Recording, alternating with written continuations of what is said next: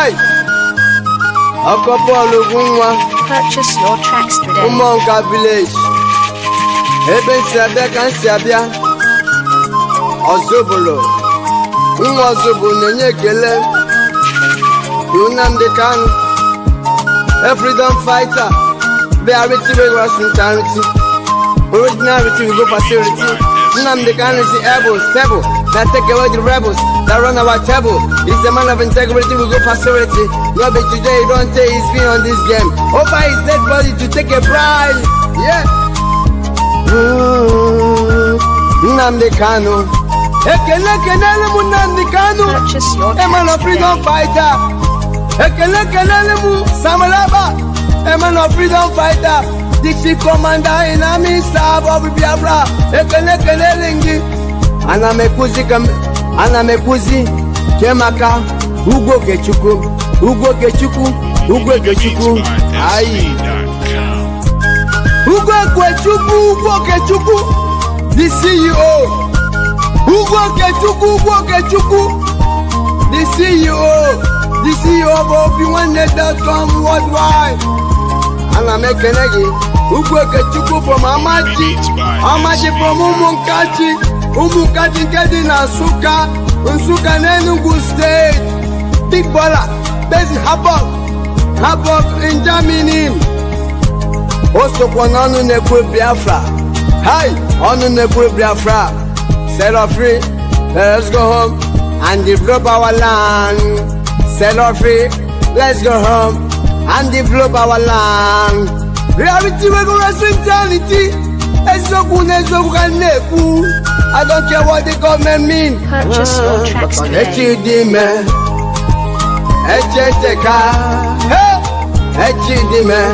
Innocent tomorrow get better.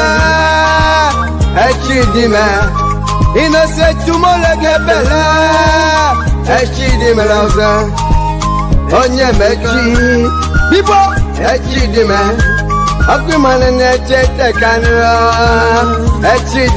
why am I dropping so loud and so clear? Me, I'm off top, speak my mind. Yes. Why my people suffer? We can't take this no more. The sentence that making them the kind of prison because he want equal right between you and I. Hey, Ogin in the messy, Nigeria, Ogin in the messy. Reality, we're going to reality. Nigeria, shine your eyes and realize. No time to fantasize. It's time for we to understand. They forget about your tribalism. You need to fight for your freedom. Stand up and say no to corruption. Shooting and killing Muslim and Christians. The name of say they want their own rights. Onye mechi Chidime. Chidime. You know say tomorrow get better. Chidime. Okwiman Kanunu. Hey. Chidime. Tomorrow get better. Tomorrow get better. Okay, man, hey, man. You know, say tomorrow get better. Tomorrow get better. If you betray your brother today, you know, say you don't know tomorrow. I just can't they betray your brother. Okay, my chidi man. Opposite, Shabala Kakok Pepele. Oh, Uzolima, he dey betray your brother today. You know, sir, Chidime, Chidime. If I knew ba, where is he? Okay, mana, Chidime. Celebrate, welcome, reality that we are truly, sanity. Aya, welcome, reality that we are truly, sanity. Aya, welcome, reality that we are truly, sanity. Voila. Many eyes on my rest of me, I go talk me, I go speak my mind. You can find me. The only thing that Nigeria will do is to kill the citizens. The only thing our government is doing is to kill the masses. Let it get the chaos. Option and no justice. Nnamdi Kanu just because of he say a word. They sentence him life imprisonment. Life imprisonment is what Nnamdi Kanu is facing. Why Boko Haram? They carry gun, they kill many people. Our government will bargain with them. what a land of corruption. Hey, he negotiates with terrorists. Hey, who does that? Who does that? Omoto show me the law. He cannot show the law. We have the program on the way, killing and shooting many people. Oh yeah, Iba riba, somebody gbogbo, Aja, Aja, Onya bolumo Aja,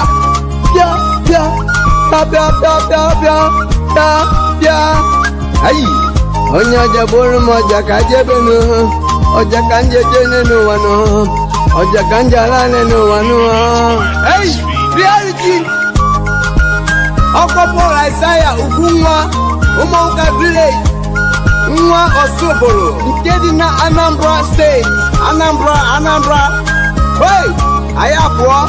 Ekene Obinwannem Foundation. Worldwide Limited. Ekene Nnamdi Kanu. Ohe Biafra. Ekene kwalumu. Okechukwu nwoke Dikola. I ain't too much. All the good Biafran and Hamburg. Purchase your tracks today. Samuel Laiba. All Biafrans. As many that are fighting for the freedom of our land. One love.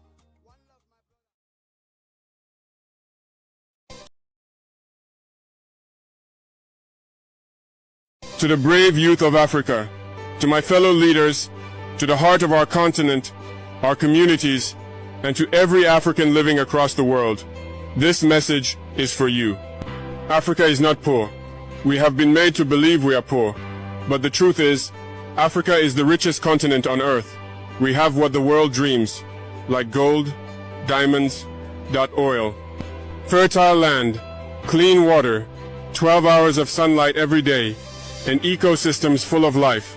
Yet, our people suffer in poverty, our children go hungry, and our youth leave home. Searching for dignity abroad, this must end. We have 54 independent countries in Africa. That means we have 54 presidents, 54 governments, 54 flags. I swear to Allah, if we unite, there is no force on earth that can stop us. Not one. To my African brothers and sisters, freedom is not just a flag or a national anthem. Freedom means building our own roads, controlling our own resources, teaching our own history, and shaping our own future. For too long, others have used what belongs to us to grow rich. They take our minerals to power their industries. Our cocoa makes their chocolate, our oil fuels their cars. Yet our people walk miles for water. Our farmers struggle while foreign companies harvest our land. To the youth of Africa, you are not just the future, you are the present. You are the energy, the voice, the courage that this continent needs. Rise with knowledge, with skills, with love for your land. Do not be ashamed to be African. Be proud, be bold, be ready to defend what is yours, not with hate, but with purpose. To African leaders, I speak with respect and humility. Alone, I can only do something, but together, we can change everything. I need you to be my shoulders, and I will be yours. Let us stop waiting for solutions from those who benefit from our problems. Let us create our own path with African unity, African pride, and African solutions. To the businessmen and investors of Africa, especially those living abroad, come home, believe in this continent, build your companies here, create jobs here, and develop your land. Let me joke a little with my wealthy brothers and sisters who live in the West. You spend your life, your time, your money to build beautiful cities in other countries. You make their economies grow. But when death comes near, you say, please bury me in my country. My dear brother, listen to me very well. Africa is not a graveyard. It is a land to live in, to grow in, and to build in. To the African community, let's support our own. Let's buy from African farmers, work with African hands, invest in African talents. We must stop waiting for help. We must help each other. From Cape Town to Cairo, from Dakar to Djibouti, we are one family.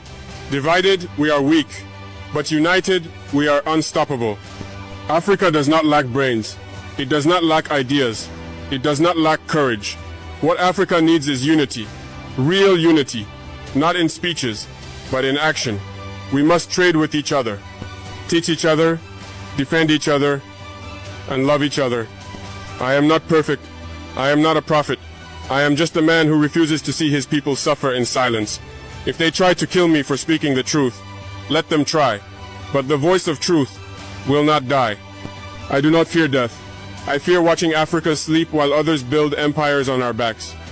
Let the world know this. Africa is awake. We are rising. Not to beg, not to borrow, but to build. With our hands, with our minds, with our hearts.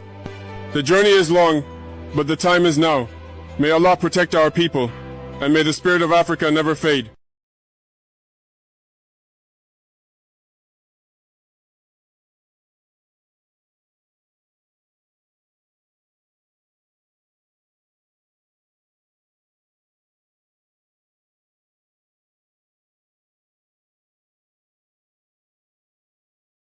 Ụmụ Igbo, ọ bụrụ na ị na-ege anyị ntị n'onu ma na-ekiri ozi ọma nke anyị na-ewetara unu na ozi ndụmọdụ na ịgbazi ọnụ nke anyị na-ewetara unu, biko ka ị na-esonyere anyị na YouTube, na-esonyekwara anyị na Instagram maọbụ na Twitter maọbụ na Facebook na na webụsaịtị nke ndị Obinwannem, ka anyị wee na-ezinye abụ ozi ka o si wee kwesị ịdị na-adị, maka na oge erugo mgbe anyị ga-ebupụta ihe nke njirimara Igbo na asụsụ Igbo na omenala Igbo na ihe gbasara ndị Igbo niile n'ụwa niile, ọ kacha ihe anyị na-achọ bụ Biafra. Ị ga na-afụkwanye abụ ozi ka ọ ga na-abịa. Ị na-esonyere anyị, ị ga na-ama mgbe anyị tụpụtara gị ozi nke dị mkpa iyi amara, ma wee marakwa ị ga-eme ngwa ngwa ka emeghara ọdachi.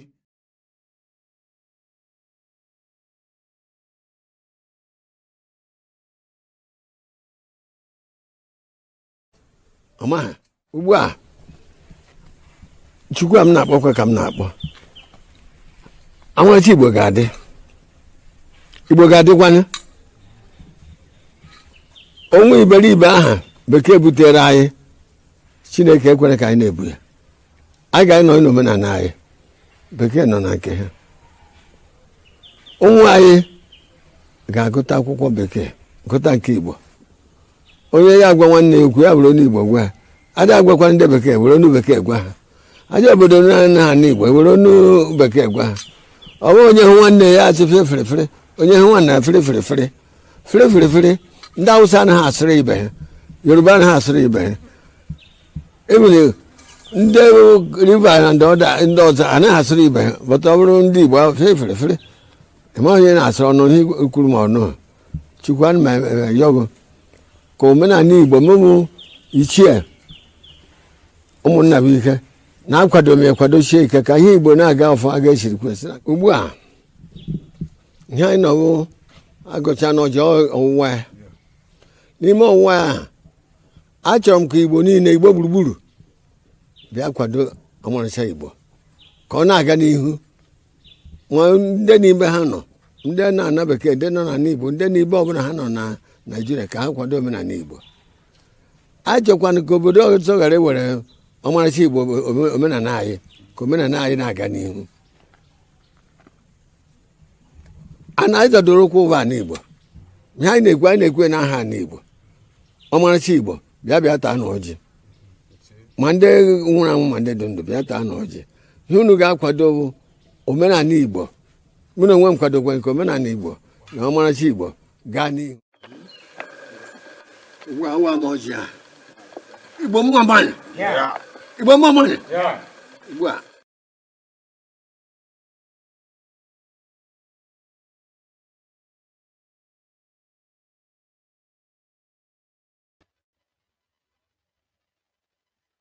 Igbo mụrụ m njem ọzọ, ekene m unu.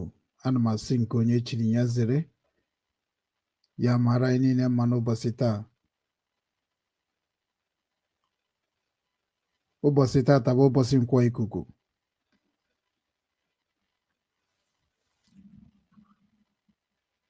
Ụbọchị taa bụ ụbọchị Nkwo Ikuku. Ama m na voice m na-apụta ọfụma.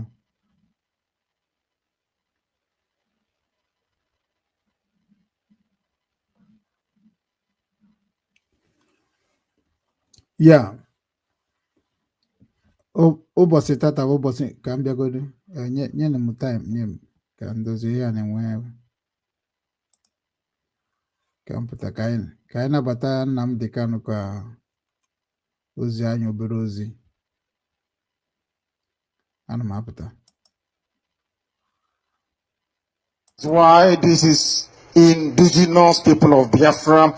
We are IPOB under one central command, under one leadership, under one directorate, under one coordination all over the world. There is only one indigenous people of Biafra. Come over, we are aware now. They want to establish fake groups. They want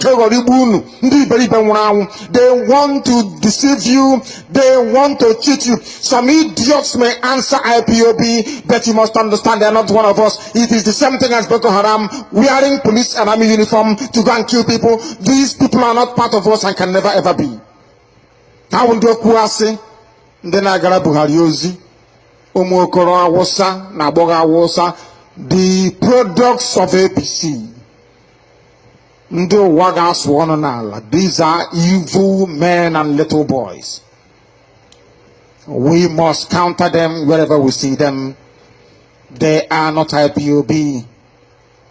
We have no government. The government of indigenous people of Biafra is the indigenous people of Biafra. When the time comes, Biafrans will vote and decide who will govern them. Until then, we are not a government. We are servants of the people, as we shall continually demonstrate. Allow me to repeat what I said before. We are not a government, I tell you. I must warn and caution you. We are the indigenous people of Biafra, IPOB. There is no office. There is no government, there is no addition. Of course, we have an embassy, that is true. That embassy is not an organization. We don't run any other website apart from ipob.org. We don't have any other radio station on this earth apart from Radio Biafra. I'm aware that I was set up with APC, they set up 1 or 2 radio stations to answer our name as part of their subterfuge and ocean provocateur. But they will not prevail, they will not succeed, they cannot survive the heat, because we are ordained, baptized in this very fire of truth and honesty. That is why we preach it without compromise. There is no other way to do it. We are the children of light. That is why we have come. Or should I say, that is why Chukwukika Biama determined that we should come. That is why this evening, as always, we must preach his gospel. We must preach it to the fullest. Only those who are blessed can partake or participate. Only those that seek knowledge. Only those that seek the light. Only those that seek the truth, the seekers of wisdom, the seekers of knowledge are welcome to partake and participate. Or else you are a non-entity. Here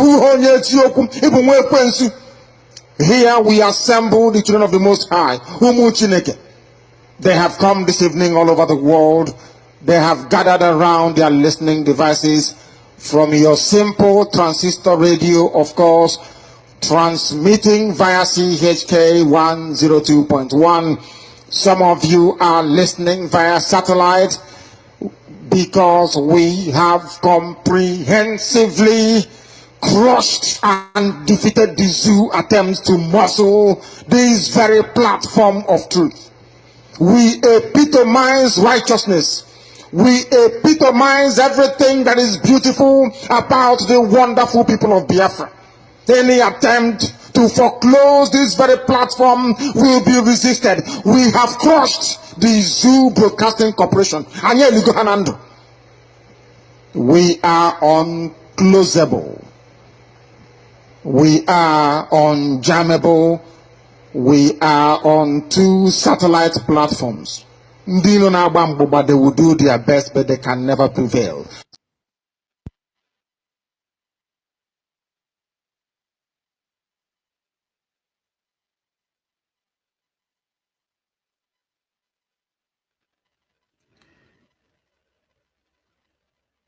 Igbo m nze m ọzọ, ekenekwa m unu ọzọ.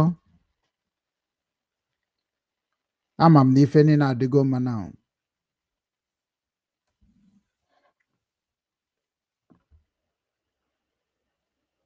ọ bụgodu na ọ dịrọ mma, anyị ga na-aga n'iru. Anyị ga na-aga n'iru maka na oge adịrọ.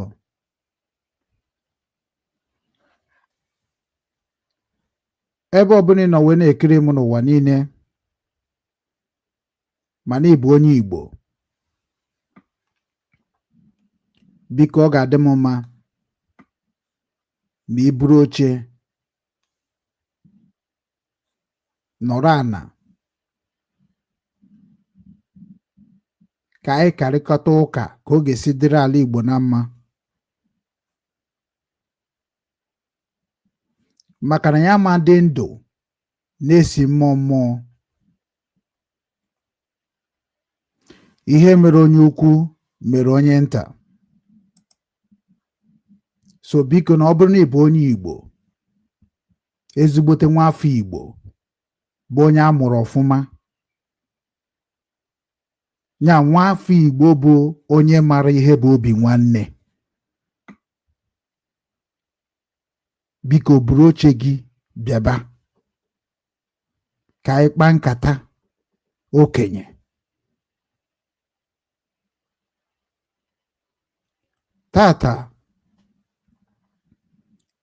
Tata bụ ụbọchị Nkwo Ikuku. Anọ mbọsị m ji echeta ụmụ nwaanyị niile a mụrụ n'ụwa niile, maka na nne m bụ nwaanyị Nkwo. Tata bụkwa ụbọchị 1st April 2026. Ihe nji wee sị onye ọbụla buru oche bịa, maka na ọ ka kwa mụ abụ nwanne unu nwoke Ugwu Okechukwu, Obinwanne nke ndị Igbo.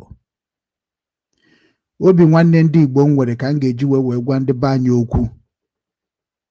Ihe kpatara m ji wee hibe Obinwanne ka m chọrọ ka m mee ka unu niile bụ ụmụ Igbo mara.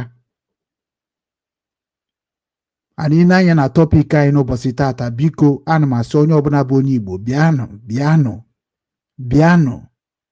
Oge udo ka anyị na-achọ, oge Obinwanne ka anyị na-achọ, ka anyị maa na ihe anyị ga-eme ka anyị dozie obodo anyị. Obodo dị mma ọ dịrị mụ na gị, obodo jọọ njọ jọrọ mụ na gị. Onye ọbụla tinye aka ka anyị dozie obodo anyị. Obodo anyị jọọ njọ, ọ jọkwara mụ na gị na-abụ. Obodo anyị dị mma, ọ dịkwara mụ na gị na-abụ. Biko Obinwanne ndị Igbo awụchikwa n'ọzọ. Na-asị na okenye ada nke aka na-egwu ọma agba. Biko nụ bụrụ na oche ka anyị kwuo okwu ka ụmụnne ana ka ụmụafọ Igbo. Ị na-anya, ị ga-afụ tọpik anyị. Agaghị m egbu oge unu. Ọ bụrụ na gị nwa oge bụ onye Igbo na isogo m ọfụma na soshal midia, ama m na ị ga-ama onye mbụ,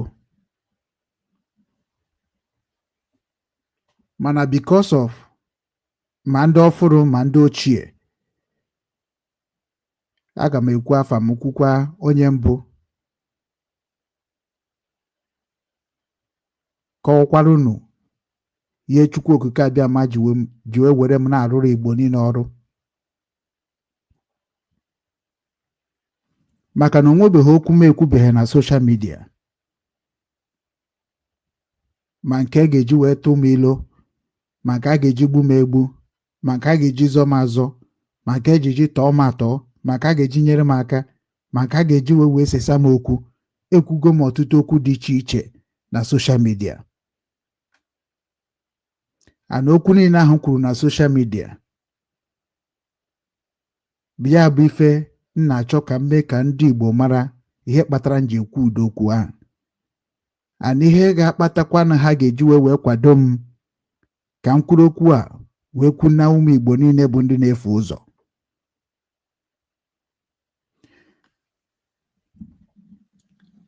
Afa m bụ Maazị Ugwu Alexander Okechukwu.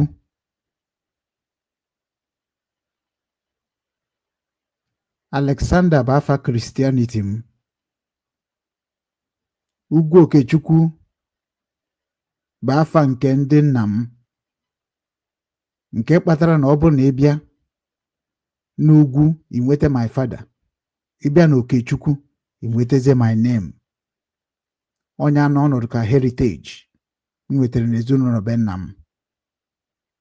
So abụ m onye na-eke oke kee oke ọma nso okwu. Kemgbe a mụrụ m, kemgbe na-agagharị n'ụwa niile, ndị mmadụ hụrụ m n'anya maka na ama m ka esi eke oke.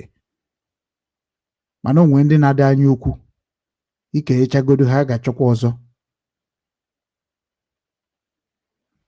Ana Ugwu Okechukwu bụ onye Amaji. Abụ m onye Amaji, Ụmakashi, nke dị na Nsụka, n'ime Enugu, ala Igbo anyị na-ekwu okwu ka ọ dịkwa m ọzọ. Ala Igbo nwere ọtụtụ language dị n'ime ya, nwee ọtụtụ agwa dị n'ime ya, nwee usoro esi eme ife dị n'ime ya.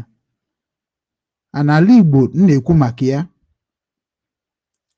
bụ nke dị n'ime otu obodo a chọrọ ikpokọta ọnụ kpọọ ya Biafra. Ịbịa n'ala Igbo, ha na-asụ ọtụtụ asụsụ dị iche iche, ha na-eke ekike dị iche iche, ha anaghị asụ ofu asụsụ. Ịbịa n'ala Igbo, a ga-enweta ọtụtụ asụsụ n'ime ala Igbo. Ọnya mere Igbo land ji wee bụrụ Igbo nation. Igbo bụ a nation maka na ihe niile eji abụ a nation dị n'ala Igbo. Ọnya mere na ndị mmadụ na-agwa m, ụmụnne anyị na-agwa m sị na ihe dị n'Igbo nation, na ọ bụrụ na Biafra abịarọ, ịma na Igbo nation ama wọk. Bụkwa nke kpatara na mụnwa na ụmụ na-akwado ha, mana onwe ha na-ewepụ na anụ wee rie anụ. So na Biafra anyị na-ekwu okwu ya ka mụnwa ji maka ya bịa taa.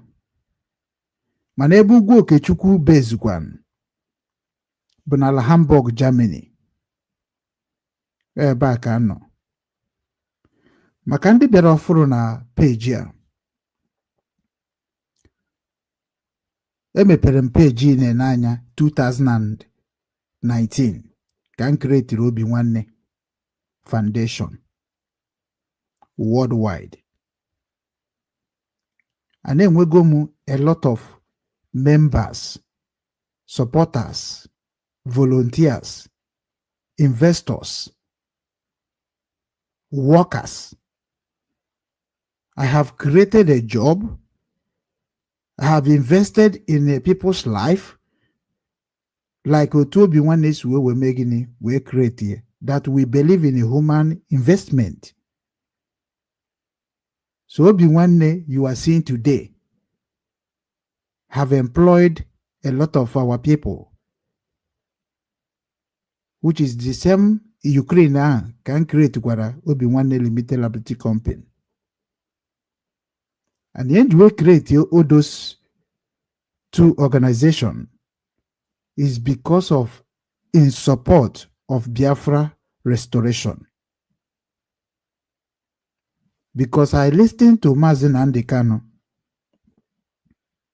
very, very well and very carefully. Onye ka nji wee ghọta the mission of Biafra. Aghọtara m mission of Biafra like a freedom of slavery people. Ndị a na-emegide emegide ka Biafra na-ekwuru ọnụ ha. Ọ ife m ghọtara n'ihe Nnamdi Kanu kụziri.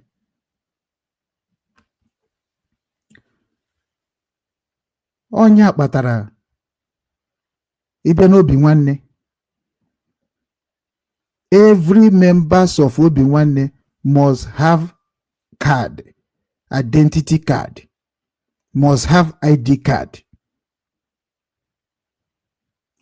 And the reason you will be Obinwanne, let me start educating our people what is going to come to them. Maka na ọ bụrụ na ege Nnamdi Kanu ntị n'onu ọfụma, ị ga-ama mgbe ọ na-agwa gị sị gị na nsogbu na-abịa. Nsogbu na-abịa. Na ọ bịa ghọta ọtọ ga-abịa echi. Mana onye ọbụla marakwa na nsogbu ga-abịa. So, kedu ife anyị na-agba mbọ ya ka nsogbu ahụ na-abịanụ ka echekwa ya echekwa? Onye ka nsịrị ka m bịa n'ụbọchị taa wee gwa unu ka unu soro kwado m ka anyị jee dozie ala Igbo, ka anyị chịkọọ na ụmụnne anyị niile abụ ndị na-eso okwu na Biafra, ka anyị mara ha ga-eme ka anyị jee kpọpụta Nnamdi Kanu, ka anyị mara ha ga-eme ka anyị jere Simon ekpe okwu. Anyị bụ ụmụ Igbo marakwa na amara na ofu pụọ anyị niile apụgo. Rotenu na ihe mere Ojukwu mekwara anyị niile. Rotenu na ndị a niile na-egbusisi n'ala Igbo, ma nke ị na-egbu ma nke ndị ọzọ na-egbu. Rotekwa na ife niile bụ na-arụ anyị ka ọ na-aba. O nweghịkwa udu ihe gbatara ya ka ịgbatakwa ya n'ọsọ. We are all going down, but we don't know that we are going down. O rubeghị na nke Igbo ga na-egbu onwe ha. Gwagodu ma igbuo nwanne gị, kedu onye gị na a ga-ebi? Gwagodu ma ọ bụrụ na imegidebe nwanne gị ma ọ bụ were nwanne gị na-agba odibo, how are you feeling? Ụmụ Igbo, anyị kakwa n'aka, anyị bụkwa n'ibu n'ụwa niile. Anyị ga-azụ nwụkọ n'onwe anyị nri, anyị ga-enye nwụkọ n'onwe anyị aka, anyị ga-eme nwụkọ ndị niile n'aka anyị. Ọkwa ya ka na-akpọkwa Igbo niile, biko nu bịanụ na ihe ji wee kreetikwa n'Obinwanne.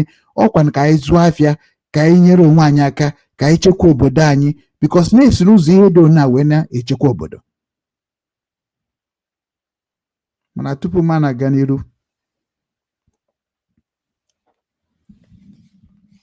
ka nnabata Amaka Onugbogu ka ọ gọrọ anyị ọfọ. Amara m na this thing now ọ na-ekwu okwu, ka m cheki ọ bụ na ọ na-ekwu okwu from WhatsApp. M ga-play your voice. Aga m play your voice now. Let me check it. When we can nnabata this voice. Nnabata this voice.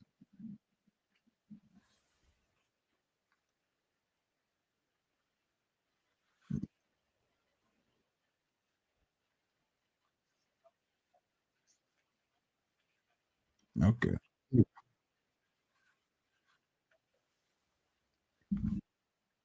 Anyway, no worry. Before nnabata nwanne anyị nwanyị bụ Amaka Onugbogu, Ada Obosi,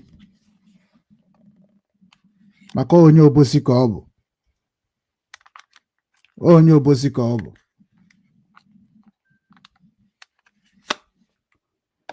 Ọjụ ga na-awara ndị mbụ na ndị egede. Ọ nnukwu nwaanyị ka ọ bụ. Ọ nọ n'Obosi. Ọ bụ otu onye Obinwanne. And ọha nwa ka m ga-eji wee rụọ ọrụ n'ala Igbo. Mana sị na before ma na-akọwa ihe nji maka ya wee bịa n'ụbọchị taa, ka mmetụtarụ na aka ebe m ga-abanyecha ka anyị kwuo okwu ka ụmụnne. Onwegodo onye m mejọrọ, onwebe m si wee mejọ gị, oge erugo mgbe ị ga-abịa gwa m ebe m mejọrọ gị.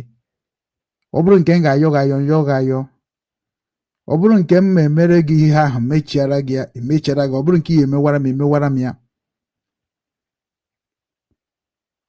Adị m ezu ike, mkpụrụ obi mmadụ ezu ike.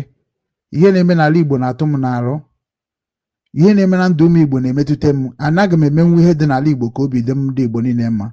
Aga m edozinwu ala Igbo. Aga m edozinwu ala Igbo. Ala Igbo abụrụ obodo kwụrụ akwụrụ karịa obodo niile nọ n'ụwa niile. Aga m edozinwu ala Igbo. Ana m asụ unu bịanụ na mụ na ndị ahụ niile bụ ndị unu na-eso, mụ na ha emekọkwa nanụ. Mụ na Nnamdị Kanụ emekogo, mụ na Simon Ekpe emekogo, mụ na ọtụtụ ndị Igbo niile emekogo. Achọrọ m imekozi with ndị gọvanọ now. Achọrọ m imekozi with ndị gọvanọ now. Mụ na ndị eze emekogo. Sọ ndị gọvanọ ka ọ fọrọ. Ana m ayọ unu niile bụ ụmụ Igbo niile ka unu gee m ntị. Geenụ m ntị. Geenụ m ntị because na Chukwu okike abịa ma ji ma rụọ ọrụ. O ji ma rụọ ọrụ. O nwerekwa onye nọ n'obi nwa na-agaghị ekwu eziokwu na o nwere ihe Chukwu okike abịa ma ji ma arụ. Ma gị nwa na-eso m etutu oge. Unu ekwukata gosi m na ejidego Simon m bịa take over. Ana m abịazi kịta na ka m mezie ka unu chara na mara na ọ bụrụ na unu kwado m, aga m ewerekwa Obinwanne wee restore Biafra, restore ife niile mebiri n'ala Igbo. Ihe niile unu time unu na support unu. Unu ga-afụ ka Obinwanne ga-esi wee move Biafra to the next level. Maka na a ga-enwerịrị ihe eji ebunite mmadụ. Maka na mụ nwa na ụmụ ga-eji Obinwanne Foundation unite all the leaders of Genuine Biafran Republic, because ọ bụ foundation na-take care of crisis. So mụ amadat na ọ bụ na oge ruo mgbe a ga-anọba ọgụ Biafra, ya ka njiwe create Obinwanne Foundation. Anọkwuru mana anọbago ọgụ Biafra already. Unu n'anya na social media ụfụ na ụmụnne ya anaghị ekwu maka ife na-eme na be. Unu n'anya na afụ na ụmụnne ya na-akwata agba ọsọ ndị Jos na ọsọ Boko Haram. Unu n'anya ụfụ na ụmụnne ya anaghị ekwu okwu ịbịakọta ọnụ chacha. Unu n'anya na afụ na ụmụnne ya na-ekwudo okwu ihe a ga-eme ka amara ha ga-eme ka eje kpọpụta Nnamdị Kanụ because nọ afọ anyị ka na-echuto die. Ụmụnne ya anaghị ekwu ka amara ha ga-eme ka Tinubu na ndị Awụsa na-agba mbọ kịta na aka ha plan ha ga-eji ma Peter Obi ma ndị ọzọ ma Obi Kuba na wee maa in 2027. Our people ha plan dị n'iti na atọrị onye ọbụla nọ na-ekwu bụ ife ga-eme ka ọ dịrị nyanwa mma na ọ bụrụ ka ọ dịrị obodo anyị na mma. Mana m asụ unu biko nụ na ayịyọ ka nna yozi. Ọ bụ na ọ bụ na mba ka nna abaka nwanne ka ayịyọbazi ayịyọ. Maka na ayịyọ ka anyị ga-eji wee nweta ife anyị na-achọzi now. Mkpọ dis mkpọ nwanne anyị nwaanyị a mkpọ voice ya. Mkpọ voice ya because group a m create now. Group a anọ golf a m create now. Mma gwa unu ụdị ndị nnedere ka anyị wee jee dozie ala Igbo. Na ọ bụ na inyere m trust, na ọ bụ na i believe na ife m na-eme, na ọ bụ na i believe na since ma m na social media na ịmara masị onye asị, ịmara masị onye ụgha, ịmara masị onye ori, ịmara masị onye na-ekwucha ma emeghe eme, ịmagha na ihe ahụ iji mara m na ọ bụ ezigbo ife ka iji mara m.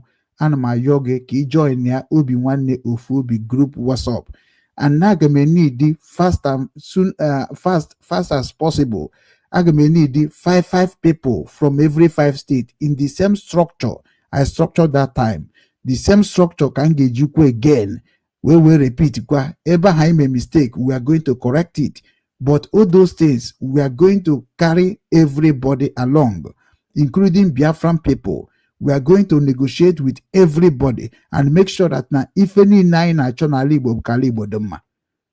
Onye ọbụla bụ onye Igbo abụrụgo automatically Biafran. We are going to engage you. We are going to interview you. Anyị ga-agba mbọ fụ that na ife niile mebiri n'ala Igbo na anyị chịkọrọ ọnụ. Ya ka na volunteer Obinwanne Foundation. A foundation stand guru to protect ndị Igbo and have been protecting ndị Igbo, have structure of Igbo nation to be free from the dungeon. The same foundation that is educate a lot of our people to be free from the bondage of ndị dibia, of ndị zenwai, of ndị pastor. Today, everything Obinwanne Foundation have said have come to pass. No ya ka na yozu n'ugwu ụmụ Igbo ka unu bịakọtazie ọnụ ọzọ ka anyị mekwa ihe ahụ anyị meburu before. Okay, ada ka nkane gwo magba. We have to come together again.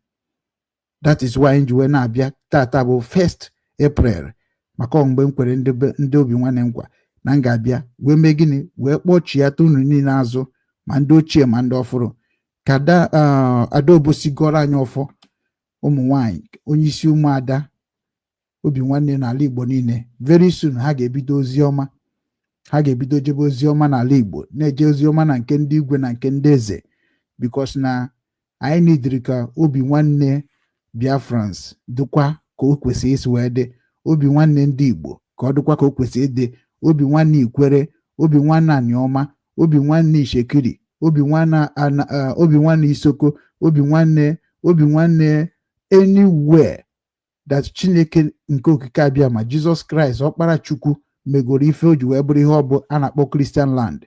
We need to use Obinwanne Foundation to make them to understand what is going on and to unite them. Maka na anyị niile bụ ofu n'ime eke Kristi. Christ bụ ihe mere anyị niile ji wee bụrụ ofu. Onye mere o ji wee dị ka na Christ na-eji ya egwu egwu n'ụwa. Anyị niile bụ ofu ka anyị bụ n'iru Chukwu. Ozi ọma nke Christ bute ka m butekwara n'Obinwanne again. Obinwanne ha anachiatakwana, Christ anachitekwana ọzọ. Ị mara niile eme ihe ọjọọ wepụ aka enwe n'ofe tupu ọwa aka mmadụ, were eziokwu gaba, were ezi omume gaba. Mana kịta anyị ama agazi ya dịka Kraịst si gaa mgbe ahụ. Nke anyị na-aga kịta na nwekwara ka anyị ga-esi gị ya. Ya ka nji asị na onye ọbụla na-anachiatakwa n'Obinwanne Ofu Obi, ị ga-ewere constitution dobe n'elu tebụl gị, ị ga-ewere information gị dobe n'elu tebụl gị. Enwere nke a ga-achọ achọ, maka na anyị nwa na onwe anyị ji ife a ga-eji dozie ala Igbo. Onye ka nji akpọkọ unu niile ka unu ga-emu ntị. Onweghị onye ga-asị na ya mara ihe a ga-eme ka ala Igbo dị mma. Anyị niile ma ihe a ga-eme ka ala Igbo dị mma. So ị bụrụ onye eziokwu, bụrụ onye ezi omume, bụrụ onye nwere Obinwanne, join ya this WhatsApp m ga-ewepụta n'oge na-adịghị anya. Mana ka anyị ga-egodo Ada Nsụka, Adaobosi ntị n'ọnụ, and ha dị mmadụ ịtọ ga-ebido ọrụ ezinụlọ very soon, because na anyị bụ ụmụ Igbo. Ọnọdụ anyị nọ kịta abụrụ ọnọdụ anyị ga-ejiwe na-egwu egwu maka na agwọ nọ n'akịrịka. Obinwanne Ofu Obi, Obinwanne Ofu Obi, Ofu Obi ka ije eje, Ofu Obi ka ije enwe mmeri. Anyị asaala chi ụmụ Chineke ndụ njem ọnụ, ndụ nje ibiri, ndụ mụrụ nze mmụọ ọzọ. Tata bụ ụbọchị Nkwo Ikuku, Nkwo izizi n'ọnwa, bụrụkwa ụbọchị nke mbụ n'ọnwa nke ịnọ. Wee na-ekene ekekele ụwa eze a na-ekpechasị arụ ọgwụ mmụọ ka mmụọ. Nwanne otu onye agbata obi nwa mgbenye dị nwaanyị isi mkpe. N'ụbọchị tata, maka na o mere ka anyị dị ndụ n'ala nke ndị dị ndụ. O mere ka anyị si n'ọnwa gara aga wee dupụtakwa anyị n'ọnwa ọfụ, anyị wee dịkwa ndụ wee fụkwa ọnwa ọfụ n'ụbọchị nke taa. Ana m ekene nna mụrụ Igbo n'afọ mụrụ Igbo, ndị mbụ na ndị egene, ndị anyị jọbara ha wee dị ndị. A na-ekene chi Nkwo Ikuku maka na onye nwe ụbọchị nke taa. Ịnwa bụ afọ izizi gbara n'ọnwa nke anọ. Wee na-ekene chi anyị n'ofu n'ofu. Wee so onye biri ibi ebiri, onye ahụ na onye efu na mmiri ata n'azụ ahụ na ndụ mmiri, ndụ azụ, ndụ nwoke, ndụ nwa nke onye chiri ya zere.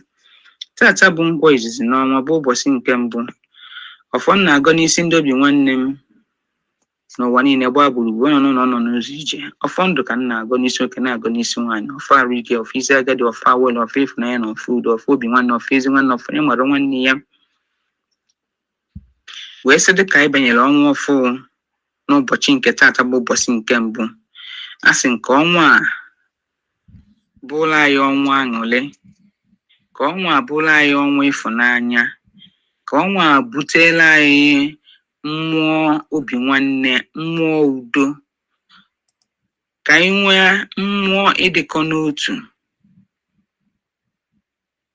Ka ọnwa a bụkwala anyị ọnwa mbunye elu, ka ọ bụkwala anyị ọnwa ife akụ na ife enwe enwe, ka ọ bụkwala anyị ọnwa ngọzi, bụrụla anyị ọnwa arụ ike. Maka na asị na ndụ na arụ ike onye nwa bụ isi ndụ. Ka ngọzi niile nke anyị na-enweta ọnwa ka anyị nweta ya n'ọnwa. Ka ọnwa abụla anyị ọnwa iru ọma, ka iru ọma kpa anyị n'aka, kpa anyị n'aka nwa, kpa anyị n'aka onye anyị ma na aka onye anyị na-amarọ. Wee sị ka udo tọla atọ, ka ọ bata n'ala Igbo. Ka ọnwa abụrụ ọnwa ụmụ Igbo ga-eji wee bịakọ ọnụ. ka ọnwa abụrụ ọnwa akpamasị ga-esisi na ndụ ụmụ Igbo wee pụọ. Ka ọnwa abụrụ ọnwa Igbo ga-eji wee fụ nwanne ya n'anya, maka na asị ọnụrụ ube nwanne ya gba n'ọsọ. Amara m okwu a na-ekwu bụ okwu Igbo, anyị amakwa ife ọ pụtara, anyị na-aghọtakwa asụsụ Igbo oge ụfọdụ. Onye nụrụ ude nwanne ya were gbaa ọsọ, onye anwa o nwere obi nwanne. Onye na-afụrọ nwanne ya n'anya, onye anwa o nwere obi nwanne. Onye nwanne ya na-eri alịlị ọgbachi nkịtị, onye ahụ o nwere obi nwanne. Onye fụrụ ka nwanne ya na agụụ na-aga ya na onwere nri ọ ya eri wee gbaa nkịtị, onye ahụ o nwere obi nwanne. Okwu niile ndị gboo dobere anyị n'ala Igbo, okwu niile ahakwuru onwe ya, ọ bụ okwu mmadụ ma bụrụkwa okwu mmụọ. Ka anyị nwee ịfụnanya, maka na asị na ọnụrụ ube nwanne agba n'ọsọ. Onye nọ na ndo, nwanne ya nọrọ n'anwụ, anwụ ahụ ka so na-achapụ ya.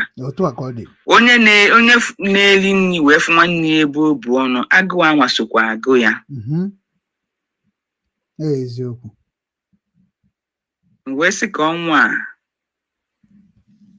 anyị batara n'ụbọchị nke taa bụrụ anyị ọnwa mgbanwe n'obi n'ebe mmadụ ibe anyị nọ. Ka anyị na-afụ mmadụ ibe anyị na dịka anyị si wee fuo onwe anyị n'anya. Ọ dị oke mkpa. Maka na mgbe mmadụ kụrụ mkpụrụ n'isi mmadụ ibi ya, onye ahụ akụgo mkpụrụ ndụ na mkpụrụ mmepe ụzọ. Eziokwu ka ọ bụ. Ife ọbụla bụ ife ike ma ọ bụ ife a ga-ebute onye ahụ anya mmiri, dịka ị kụrụ mkpụrụ n'isi mmadụ ibe gị, onwe ọkwa ife ọbụla bụ ife akwa ga-adakwasị gị. Maka na Chukwu na aja anyị Igbo na-afụ onye ọbụla. Mgbe sị ka ịfụnanya chia n'ime anyị, na ndụ ụmụ Igbo, na ndụ ndị obi nwanne. Ka tata bụ nkwa ikuku bụrụ nkwa izizi n'ọnwa nke na kwatara anyị ife, ma kwatara ndụ na arụ isi ike, kwatara anyị ife kwubi fọm na ga-eli anyị. Anyị ga-adụ ka echiche na abụọ ụzọ anyị ga-abụ ụzọ mere ụzọ nara echi ka nsị wee bịa socha nwa wee lee n'aha Chukwu n'aha aja anyị Igbo. Ụmụ Igbo, onye gọrọ ofe a kịta na bụ nwanne anyị nwaanyị a na-akpọ Amaka Onugbo Ọgụ, Ada Obosi, Ojuga na-awara ndị mbụ na ndị egede. Ọ nọ n'ala Obosi ugbu a, ebe a ka o si zitere anyị ozi ọfa. Ka ọ gọchara ọfa, maka na anyị emeghị onye isi ụmụada Obinwanne ala Igbo niile. And ihe nji asụkwu unu anyị na-ebịakwa join ya njem akịta nna anyị na-achọ ibidokwa ọzọ. Ọkụ unu wee mara ka m si mekwe na mbụ ka m ga-esi mekwe ọzọ, mana anyị ga-emekọzi ya ọnụ. Anyị ga-emekọ ya ọnụ. Ndị nke chere that na ife na-eme bụ ka m wee bi udo be anyị, ma ọ ka ndozi ebe anyị, ma ọ ka m bụrụ ọga. No, enwere m strọkchọ a ga-eji dozie ala Igbo. Ọ ya ka m ji ayọ unu ayịyọ before na-adịrị anyị too late, ka anyị zọtagodo sọ ndị mmadụ. Ihe ga-eme mana ka anyị bidogoro n'oge gbaba ọsọ. Ka anyị bido n'oge gbaba ọsọ. Ka o kene ndị Obinwanne. Eji m ohere a wee na-ekene mmadụ niile bụ onye ndu anyị Maazị Ugwu Okechukwu. Ogene ndị Igbo ekene gị bọọlachi. Tata bụ nkwa ikuku nke ọ kwatara gị ife ọma, kwatara gị ndụ, kwatara gị arụ ike, kwatara gị ife, kwatara gị ife enwe ka ọnwa abụọ ọnwa ọfụ bụrụ ọnwa ndụ na arụ ike wee nyekwa gị, ọ ga-abara gị. Wee na-ekene Obinwanne m nwaada nke Iluka, lọọla anyị, the only lọọla enwere na Obinwanne. Nwanne m ịbọọlachi. Ka ime n'ụbọchị nke tata, asị nka tata bụ nkwa ikuku bụrụ nkwa izizi n'ọnwa nke anọ, bụrụkwa ụbọchị nke mbụ ka ọ bụrụ gị ọnwa aṅụrị, ka ka ọ kwọtara gị ife ọma, kwọtara gị ndụ, kwọtara gị mmepe ụzọ, ka na Germany, ka na London gọzie gị, ka na Igbo gọzikwa gị, ọ ga-abalị gị. Wee na-ekene Obinwanne m Nneka Nwosu. Nwanne m ka eke ime n'ụbọchị nke taata bụ ụbọchị Nkwo Ikuku, Nkwo izizi n'ọnwa Ọfụ bụ ọnwa nke 4. Asị m ka ụbọchị taa mara gị mma, ka ụbọchị taa bụrụ ngọzi wee nye gị, ka taata bụ Nkwo Ikuku kwọtara gị ife ị ga-eri, kwọtara gị ndụ, kwọtara gị arụ ike, ife akụ na ife enwe na ọ ga-adịrị gị na mma. Wee na-ekene mmadụ niile, ma ndị afụfa dị ebe a, ma ndị afụfa anọrọ ebe a, ma ndị nọ n'Obinwannem Ofu Obi, ndị nọ n'Obinwannem Ofu Obi. Asị m ka Chukwu gọzie mmadụ niile, gọzie ụmụ Igbo niile, ebe ọbụla ụmụ Igbo nọ, Chukwu gọzie onye ọbụla, ka ọ dịrị onye ọbụla na mma. Ka afọ taa, ka afọkwa ya echi, ka ngwa ụlọ nwaanyị bụ amaka ọnụ bụ ọgọ ji ugo. Agazienụ. Asịkwa aṅụrị ọnwa ọfụ mmadụ niile. Happy New Month. Happy New Month, nwanne m nwaanyị. Happy New Month. Ihe nji wee gbanye voice a bụ ka unu wee ma na anyị akwadogo ọfụma. Anyị akwadogo ọfụma. So ana m ekenekwa Igbo ndị ọma na-ege m ntị wee na-asị ebe ọbụla isi wee na-ekiri m n'ụwa niile. Ọ kakwa nwanne gị nwoke Ugwu Okechukwu, onye ndu Obinwanne ndị Igbo n'ụwa niile. Anyị abịakwana ọzọ n'ụbọchị taata ka anyị gbakwa ozi ọma nke Chukwu ka ọ gbasaa n'ụwa niile, maka na ihe ndị Igbo na-eme bụ ife anyị na-eme, ihe ụmụ Chukwu na-eme bụ ife anyị na-eme. Anyị nwa na-ejere Chukwu ozi, anyị bụ ndị ozi ọma Chukwu, Obinwanne bụ ndị ozi ọma. So anyị ga-ebidokwa ozi ọma anyị n'oge na-adịghị anya n'ala Igbo. So ana m akpọkwa ụmụ Igbo niile ka unu kwado m, bịa nyerenụ m aka ka anyị jee gbasa ozi ọma udo, ozi ọma ndụ, ozi ọma enyemaka n'ala Igbo, maka na ndị Igbo nidiri ka enye ha ozi ọma ga-eme ka ha marakwa onye bụ nne ha na onye bụ nna ha. Maka na ihe na-eme n'ala Igbo bụ na agụghị ha akwụkwọ na amaghị ihe na-eme ọtụtụ ndị mmadụ jizi na-egbu onwe ha, na-atụ onwe ha mosu, na-akọ onwe ha ọnụ na soshal midia. Anyị nwa bụ Obinwanne Foundation, Obinwanne ndị Igbo, Obinwanne Global Cultural Movement Foundation, anyị chọrọ ibidokwa ozi ọma anyị n'ala Igbo, ozi ọma nke ga-eme ka Chukwu Okike abịa ma batakwa ụmụ Igbo n'ime, ka ha wee mara ozi ọma nke ga-eme ka ha hụba nwanne ha n'anya, hụbakwa ụmụnne ha n'anya, hụbakwa ndị enyi ha n'anya, nyebekwara onwe ha aka. Hapụ ịdị na-ewere ego niile ha nwere na-arụchasị ihe niile a na-arụcha ma agụ na-agụ. Onye rụchara ụlọ mara mma mana ọ na-eriju afọ, onye ahụ nwere isi ọkpakọrị ọnụ. Ọnya ka anyị na-ekwu ka anyị jee zibekwa ụmụ Igbo ozi dịka ọ dị na mbụ. So n'oge na-adịghị anya ị ga-afụ ụmụada Igbo ga-ekuni, ụmụada Igbo nke ndị Obinwanne ha ga-ekuni, ha ga na-eje n'ezinụlọ na-ezi ozi ọma Obinwanne dịka onye isi ụmụada si wee kwuo na ya ka ghọtakwara ebe Obinwanne. Ọ bụ na anyị ghọta ebe Obinwanne, anyị amara ihe Kraịst ji wee bịa n'ụwa. Anyị ghọta ihe Kraịst ji bịa n'ụwa, anyị amara ihe nne na nna anyị ji wee sị onye ọbụla nọrọ na bie, bikos onye nọ na bie enwekwa ị ga-achọ gị okwu. Onye ka anyị ji ekwu okwu ya ka onye ọbụla mara be nna ya. Ọ bụ na ị mara be nna gị, anyị ga-ahanye gị n'aka gọọmenti, nye ka anyị ga-eji wee wọkọ wit gọọmenti, ka anyị na-arụ wit gọọmenti, ka anyị na-akọwakwara gị ihe gọọmenti na-ekwu n'isi ndị ọbụla na-atụ n'ọnụ maọbụ ndị ọ na-adị na mma. Maka na anyị nwa ga-abụ emishọnarị ndị ga na-eje ije ka anyị na-eme ka ndị ọcha na-amara exactly ihe na-eme na be anyị. Bikos mgbe m kreetiri Obinwanne Foundation, ekreti m Obinwanne Foundation ka ọ nọchite anya Red Cross. Red Cross bụ ndị nke bịara mgbe ọgụ Biafra na-ada. Ọhanwa bụ ndị na-ebute ihe dịka nri ma ọsịa ma ọsị gị.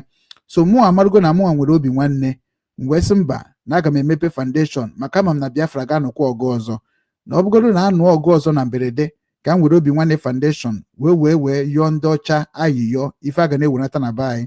So a ga-esi tụrụ Obinwanne Foundation wee na-ewenata ife ọbụla a ga na-ewenata na be anyị nke oriri, maka na ya trọsụ ihe na-eme n'ụwa. Na ọ bụkwa mgbe ahụ a na-adị enwe ihe dịka ọgụ a na-ebunata ihe oriri ka eji egbunata some people. Ụnụ mana ndị a sị ka ha gbunata some people, mana o nwere ndị dị ka ndị isi akwara, ha chọkwazi ka ha were n'ụzọ dị iche iche wee bịa gbusinata ndị be anyị. So n'ọnya mere nji wee sị na Obinwanne Foundation ga-evolontia, anyị ga-awa ọkụ wit ndị ọcha. Unu na-anyụrụ afọ na m anabatabago ndị ọcha na skrim a. So o nwekwara nwaanyị ọzọ anyị ga-anabatakwa n'oge na-adịghị anya. Anyị ga na-anabata ka anyị ma na anyị ga-partner with them, ka ha wee mee gịnị, ka ha wee speak with the government of their state, so that na anyị nwanụ nwaanyị ga-enweta help from their state. maka na ka a na-achọkwa Biafra marakwa na mara onwe ndị agụ na-agụ. Ihe mere na ọtụtụ ndị be anyị kịta anaghị eti anya n'ihe gbasara Biafra ka esi ekwu na because agụ dị too much. Esi m n'Obinwannem Foundation wee mara how many people agụ na-agụ n'ala Igbo, and I don't like it. Ọ na-ewute m so much. I cannot live see my people suffering. Ọ dịrọ ọzọ possible. A lot of people butere proposal ndị nwere aka ọrụ ka akwado ha n'aka ọrụ ha. All those things na-emetụta m. Achọghịzị m ịdị na-enweta meseji ọ ga-abụ nweta amara m ife nwere ike ime, mana ọ bụrụ na ajụọ m ihe a ga-eme ka ya bụ ife na-achọ ka ọ bịa na mezu, eji m ya. Mana oke ndị ahụ nọchichara ụzọ unu ga-ekwekwana ka anyị bịa mara ihe a ga-eme ka mepesa ụzọ ahụ, maka na ụzọ ahụ mere mkpọchi, maka Chukwu ga-akpọpe nwunye na ọ bụrụ na ga-akwado onwe m, maka na ihe ọ ga-erikwanụ ndị Igbo dị mma bụ ndị na-eme ihe ọjọọ emezina, ndị na-eme ihe ọjọọ emezina, ndị nke na-eme ihe ọma mere gaba. Ọkwa na ya bụ n'ala Igbo adị mma. Anyị agaghị anọkọta otu a wee sị na anyị amaghị na ụmụnne anyị nwere ndị mere mmehie. Ekwu m, ana m ekwu na program everyday, ụmụnne anyị emeghesigo n'ụzọ dị iche iche, mana o nwere ihe nna anyị tụrụ n'ilu wee sị iwe nwanna dị eru n'ọkpụ. On behalf of Obinwannem Foundation Global, Obinwannem ndị Igbo, on behalf of ụmụ nwaanyị Eke, ụmụ nwaanyị Orie, ụmụ nwaanyị Afọ, ụmụ nwaanyị Nkwo, nyerenụ m aka yọba na ụmụ Igbo ndị a niile bụ ndị na-ekwu okwu Biafra, ha bịakọta n'ọnụ nụnụ ka ha mara onwe ha. Nnamdi Kanu hibere IPOB wit ụmụ Igbo ndị ọzọ wit Biafras ndị ọzọ. The Biafra ehibere through IPOB, it is a family that going to know themselves. Ịmara ka family ga-ahụ dị, that is how IPOB was created and structured. So that is why I'm on the right channel to explain you, educate you about IPOB, and educate you about what Nnamdi Kanu is talking about, and educate you how we can reset our land and run away from this jihadist, because they have captured all of us, home and abroad. But the way we can now escape this, it is when we come together and call ourselves brother. And now asụsụ Igbo ka anyị ga-eji wee mee ndị a ife ahụ a na-ekwu okwu ya. Nya mere Nnamdi Kanu ji wee gwuru na asụsụ Igbo bụ asụsụ eluigwe. Nya ka m ji wee bute Obinwannem Igbo TV ka m wee na-akụziri ndị be anyị asụsụ Igbo. Ọnya mere m ji na-agwa unu bịanụ ka anyị kwado na ụmụnne anyị ndị nke nwere aka ọrụ ịdị na-agụ Igbo na ndị na-asụ Igbo. Ndị a bụ ndị Obinwannem na-ekwu maka ya, ka anyị bịa bupute na ụmụnne anyị ka gọgụrụ niile recognize asụsụ Igbo site na ụmụ agbọghọbịa niile bụ ndị gụtara Igbo ọfụma. Ha bịa kụziri Igbo, ha were okwu Igbo wee kwuba okwu, ha were okwu Igbo wee nwebe ha nwere, ha were okwu Igbo wee zibe onwe ha ozi. Ha rapụnụ na ihe dị na saga, ha bụrụ na ihe dị na TikTok.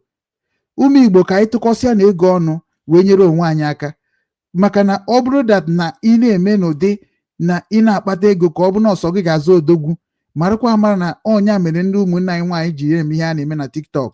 Ya mere ụmụnne anyị nwaanyị ji wee na-emekwa na imas na prostitute. Ya mekwara ụmụnne anyị nwaanyị ji agakwa na ime desert. Ọkwa maka na ị na-akpakọsị ego nke gị ọnụ, ị naghị achọ ka ọ sakuletie ka o ruo na obe o kwesịrị iru, dịka mụnwa sakụzie na Obinwannem Igbo TV.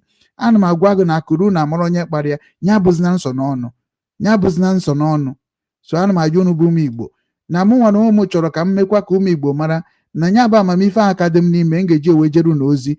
Mana unu ga-akwado m dat na ụmụ Igbo niile bụ ndị nga na-agafe n'ụzọ na nga na-enyerefe aka, maka na enyemaka afa ka m chọrọ, maka na onwero ka m gafee n'akụkụ onye Igbo ọ na-atụ n'ọnụ ka napịrị isiriri ka nye ya ife. Ọkwa ya ka na-asị unu bịanụ kwadonu Obinwannem ndị Igbo ka anyị bịa kpokọta na ụmụ Igbo niile ọnụ, kpokọnụ ndị a niile believe na Biafra ọnụ, mma unite nwu ha.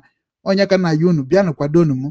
Mana tupu ị na-eso n'ihe na-akwado m, ịma na ọ bụgoro na ị chọrọ iso wee na-eweta atụmatụ a ga-eji na-eme ka ọ na-aga aga, maka na ọ bụ ọsọsọ atụmatụ m ka m ga-eji. Aga m akpọbata ndị a niile nwere atụmatụ ka ala Igbo dị mma. Aga m ekpọbata ha na Ofu Obi Obinwannem platform. Ebe a ka anyị ga-abata, ana aga m achọgodu 5 people from every 5 steeti. Onye ọbụla ọ bụla ezu ha na ozugbo 5 people, anyị emezie gịnị, anyị ewezie ndị 5 people ahụ wee mee gịnị, wee chọbazie ndị obodo ha ndị ọzọ niile, ma ndị nọ n'obodo oyibo ma ndị nọ n'ụlọ. Anyị nweta ha na ihe dịka normal maybe 5 people from every countries, then anyị eme gịnị, anyị akụchie ya wee jebezie njem ịrụzi ọrụ nke ndị Igbo. Maka na nchekwa ala Igbo, a strọkchọgo m nchekwa ala Igbo dobe ya dị nchekwa ala Igbo ga-abụkwa ihe anyị ga-eji wee partner with ndị vigilante anyị. Onye ọbụla bụ onye chọrọ ịrụ ọrụ ịrụ ọrụ sekuriti, anyị ga-agba mbọ fụ na anyị na-usoro ya ka ije join ya nke obodo gị, ma ike ekike o, ma inye nri, ma allowance o, a ga-agba mbọ fụ na announce ya. Every security of every Igbo land a ga-eme unu equipped by government of that land. Onye ka anyị na-apụta kịta ka anyị mee. Anyị asụrụ gị that na Biafra ma mbịa. Biafra be government. Start now proving the whole world that you can lead your nation, you can direct your people, you can help your people. Bido kita gosibe ihe ahụ nwere ike imenwu n'ala Biafra. Bido kita mebe practice of to become a governor of Biafra. Bido kita mebe a practice how you can be a councillor of Biafra. Bido kita mebe practice how you can be a military of Biafra. Bido kita na gosibe ndị ụmụ ụwa ihe nwere ike imenwu na administration of Biafra. Were that platform ga soro nyebe aka, were platform ga soro gbasaba ozi ọma, were platform ga gwaba ndị ụwa ihe Naijiria na-eme anyị, were platform ga kwube ife anyị nọ n'ime ejizinya wee na-agba ụmụnna anyị wụọ ka anyị yọọ na ụmụnna anyị bụ ndị nke ọ na-ewute ha bịazie gbaghara anyị, ha bịazie mee ka anyị mara ihe anyị ga-eme ka anyị gaba agaba, maka na ihe niile na-eme n'ala Igbo ga-emechekwa tụọ anyị niile n'alụ ya ka anyị ga-ebido n'oge wee chọba udo. Ndị gburu egbu ka mara ebe ha ga-anọ, ndị na-egbube ka mara ebe ha ga-anọ, ka anyị dị sure that na ihe niile anyị na-eme na anyị mechekwa ha wee lose everything. Mana ama m na ike nke Chukwu Okike abịa ma ya ma lụzie. Chukwu Okike abịa makere n'igwe kee n'ụwa ya ma lụzie. Ekwu m na started from today aga m anachiakwa n'udu nji wee mara onwe m, maka na ejighị m iwu ọkụ mara onwe m, ejighị m esemokwu mara onwe m. Abụ m nwa Chineke. Ọ maka na adịma na ebe a na-atụ asị, adịma na ebe a na-emegide mmadụ. Mkpọkọrọ ndị Igbo niile ọbịa ha bịakwara nọọ mekwa ihe na-abụrụ ihe ha kwesịrị ime. Ya ka m ji ekwu na nke a agaghị m ekwedo ekwe ka o mee eme, because anyị bịakọrọ ọnụ wee na-enyere onwe anyị aka down to village. Onwe onye ama na ihe na-epreach bụ let us go back to our village.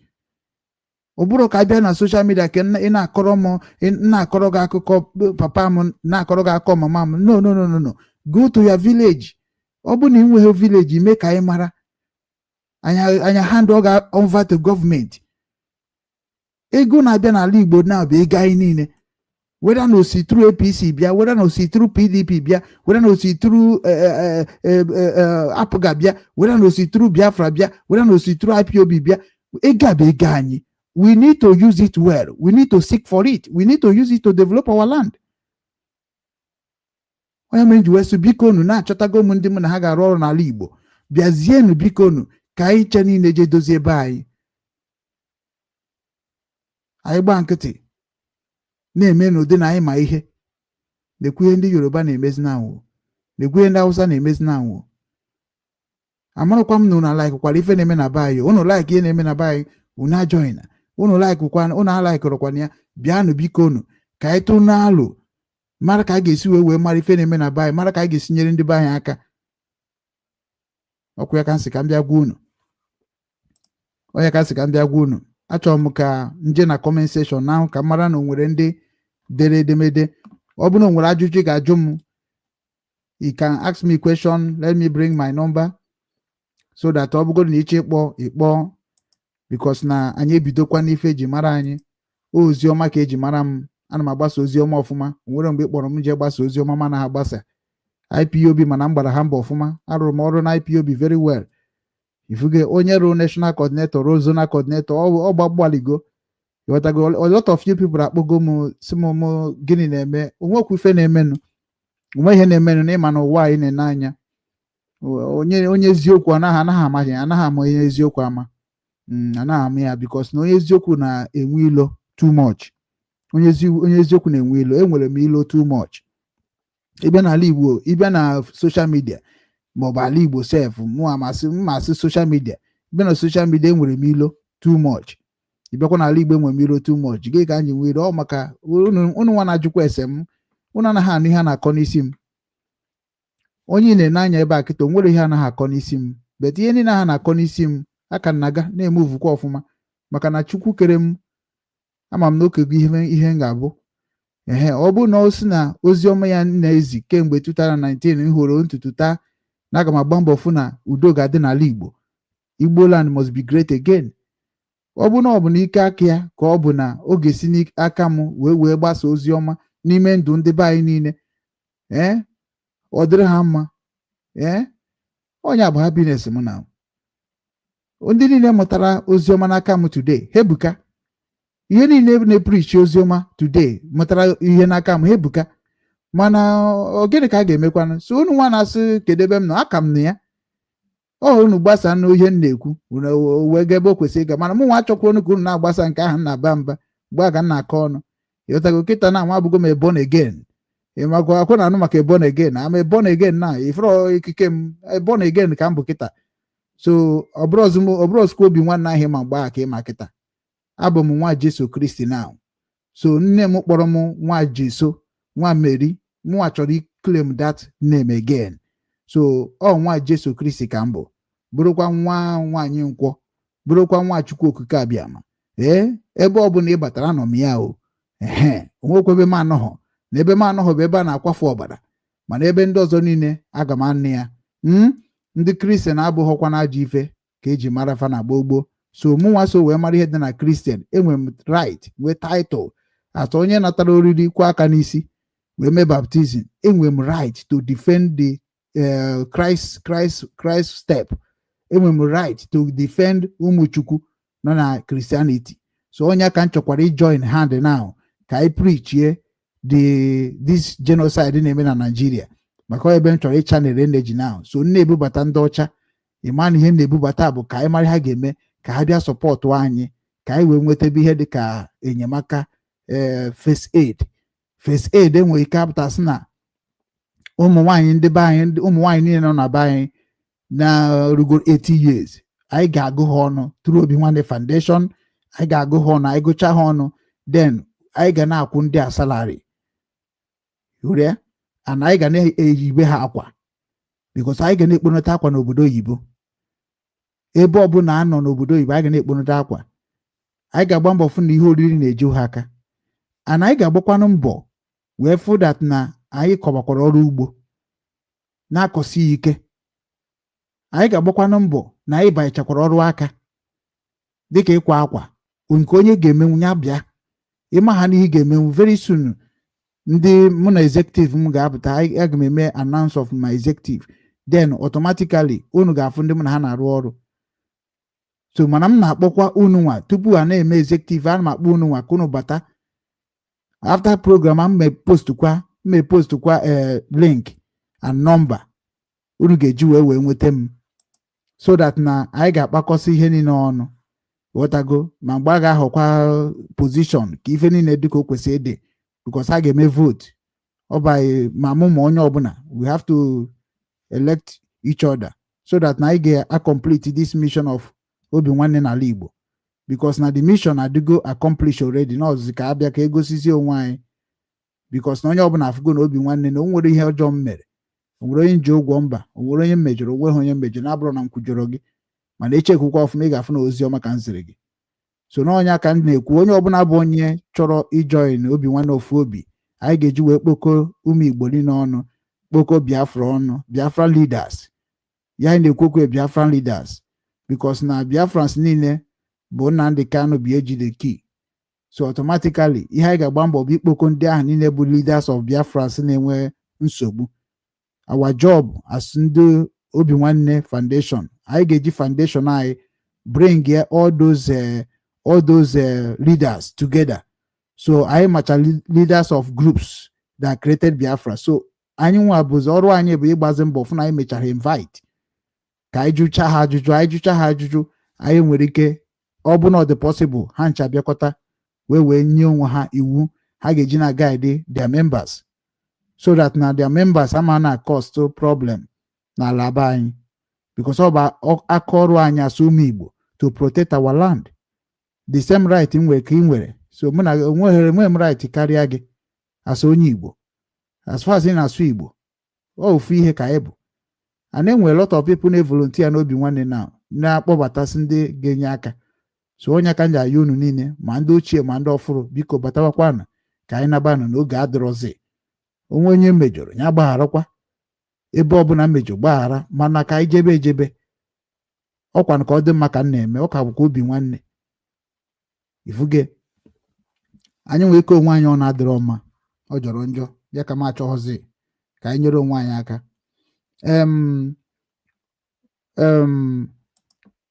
ka anyị bido na nke nwanne anyị nwoke a onye nwekwa ajụjụ jụọ m ọ dịka Chukwu bụ ike so you and who only okay anyị anaghị akọ ọnụ na m udo dịrị gị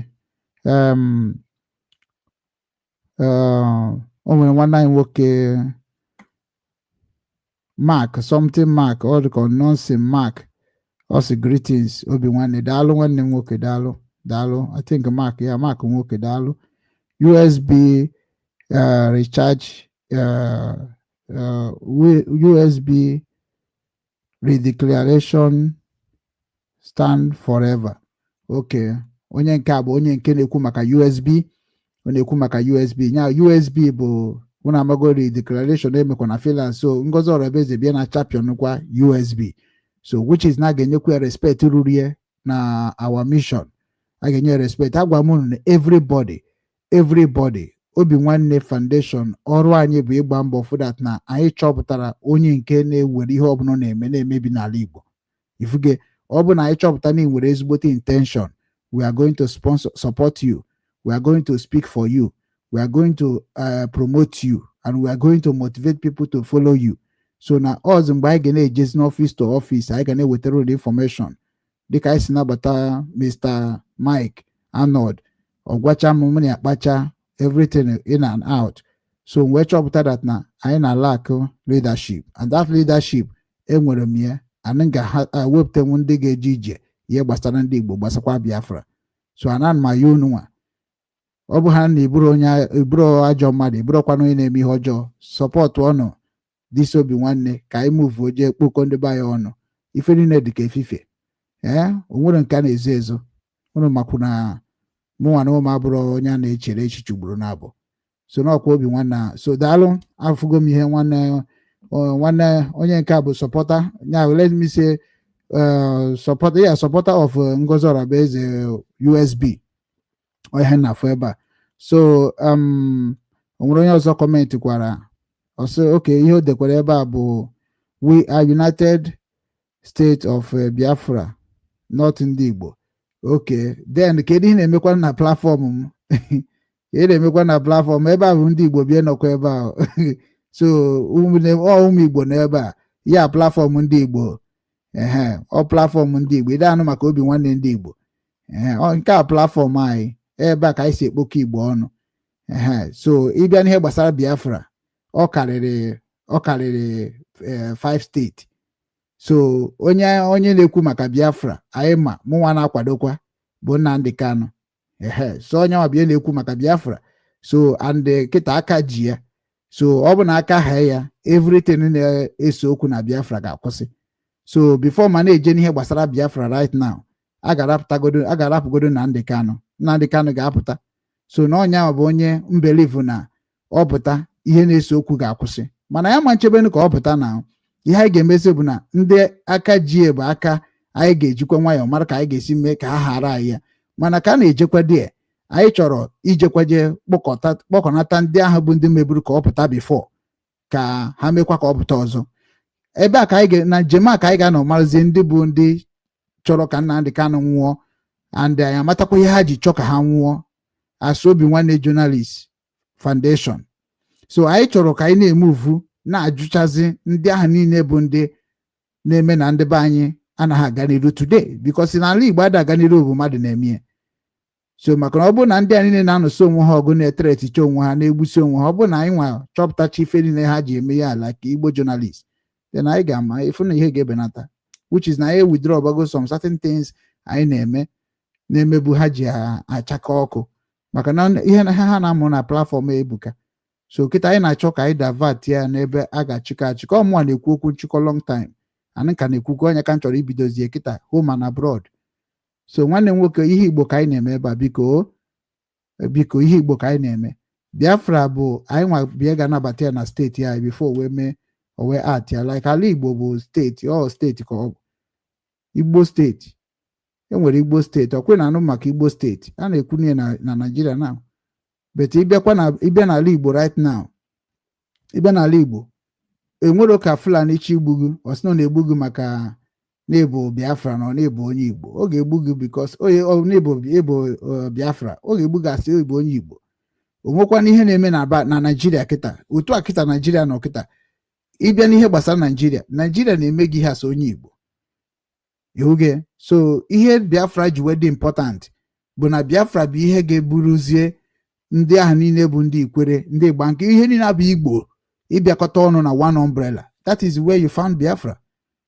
Ọ bụghị ibita na-asị na adem ihe Igbo nweghị mgbe eji sị gị na-eme ihe Igbo na Biafra mana ebe a kịta ịnọ kịta bụ ihe Igbo ka a na-eme ebe a ịghọtago if ọ ka ịghọta ya ọ bụrụ na ọ dị ese okwu nọ ebe a platform a bụ ihe Igbo ka m na-eme amarọ m ihe dị na Biafra ihe Igbo ka mma anyị ya so ide afụkwu ka m nwa si anọ so ihe ọbụla dị na Biafra ebe m na-amụta ya bụ n'aka Nnamdi Kanu anaka ụwa zuru ike ifuge ebe na-amụta ya so ihe ọbụla bụ ihe ọzọzọ enwere nke mma so na ihe mma bụ gịnị ihe gbasara Igbo na ihe Igbo ka m ji eme ọchịchị ihe Igbo ka m ji ezi ozi ọma onye mere nke m na dị iche achọghị m iji ihe nke ndị bekee wee nweta be nna m ama m be nna m isi m na ba ama m ihe m ga-ana ama m ụzọ naba Nsụka na ama m ụzọ nara be nna m so o nwere ife m na-achọ I'm not suffering like maybe I lost my way. I did not lost my way.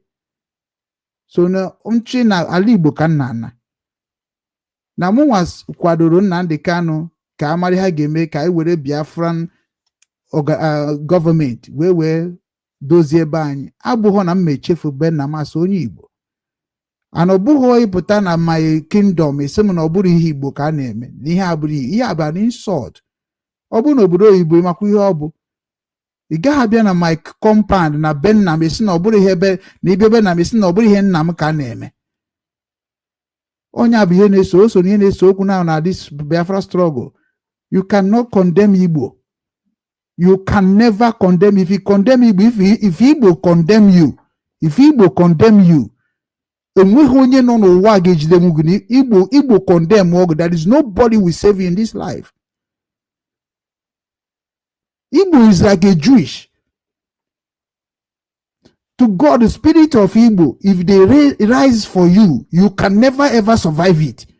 Onye ka na yunu ni nebu ndị a ni nebu ndị na-use kwa mana ndị ka na-ekwu ọtụtụ okwu dị iche iche biko nu gbaghara nu natuonu ni Igbo agaghị akwa anabata onye ọbụla bụ onye na-achị Igbo ha egbu.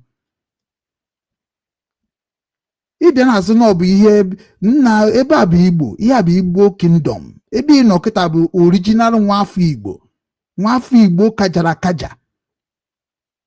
So ihe ọbụla ị bịara na platform a Biafra bụ second in this platform. Biafra is not first in this platform. And Biafra will never be first in this platform. It is Igbo is first on this platform. Without an Igbo man, will you hear about Biafra? Biko nu na-aghọta na ihe na-esi okwu na nna anyị Igbo agaghị ekwekwa ka Biafra nata n'ala Igbo ma ọ bụrụ na na-aghọtara ihe bụ nna anyị Igbo. Because ni ga-ebugodo ụzọ wee kpaa afa gị before ndị mmadụ wee jụwa ego onye ka ị bụ.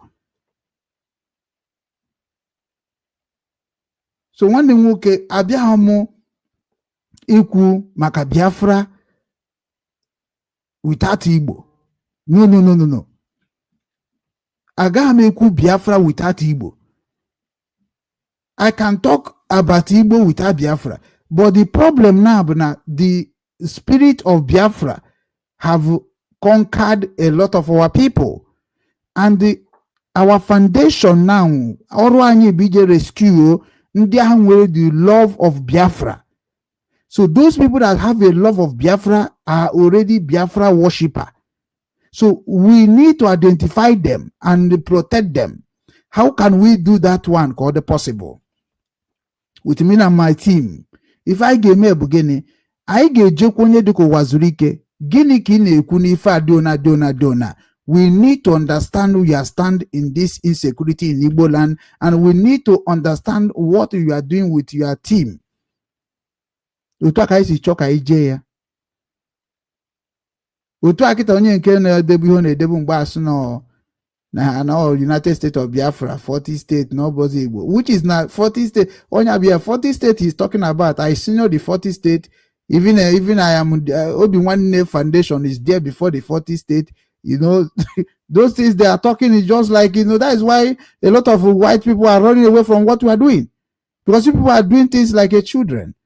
What do you mean by 40 states? What do you mean by no, also United States of Biafra? United States of Biafra, can I show you? You can go see the platform in creating my page in creating United States of Biafra news.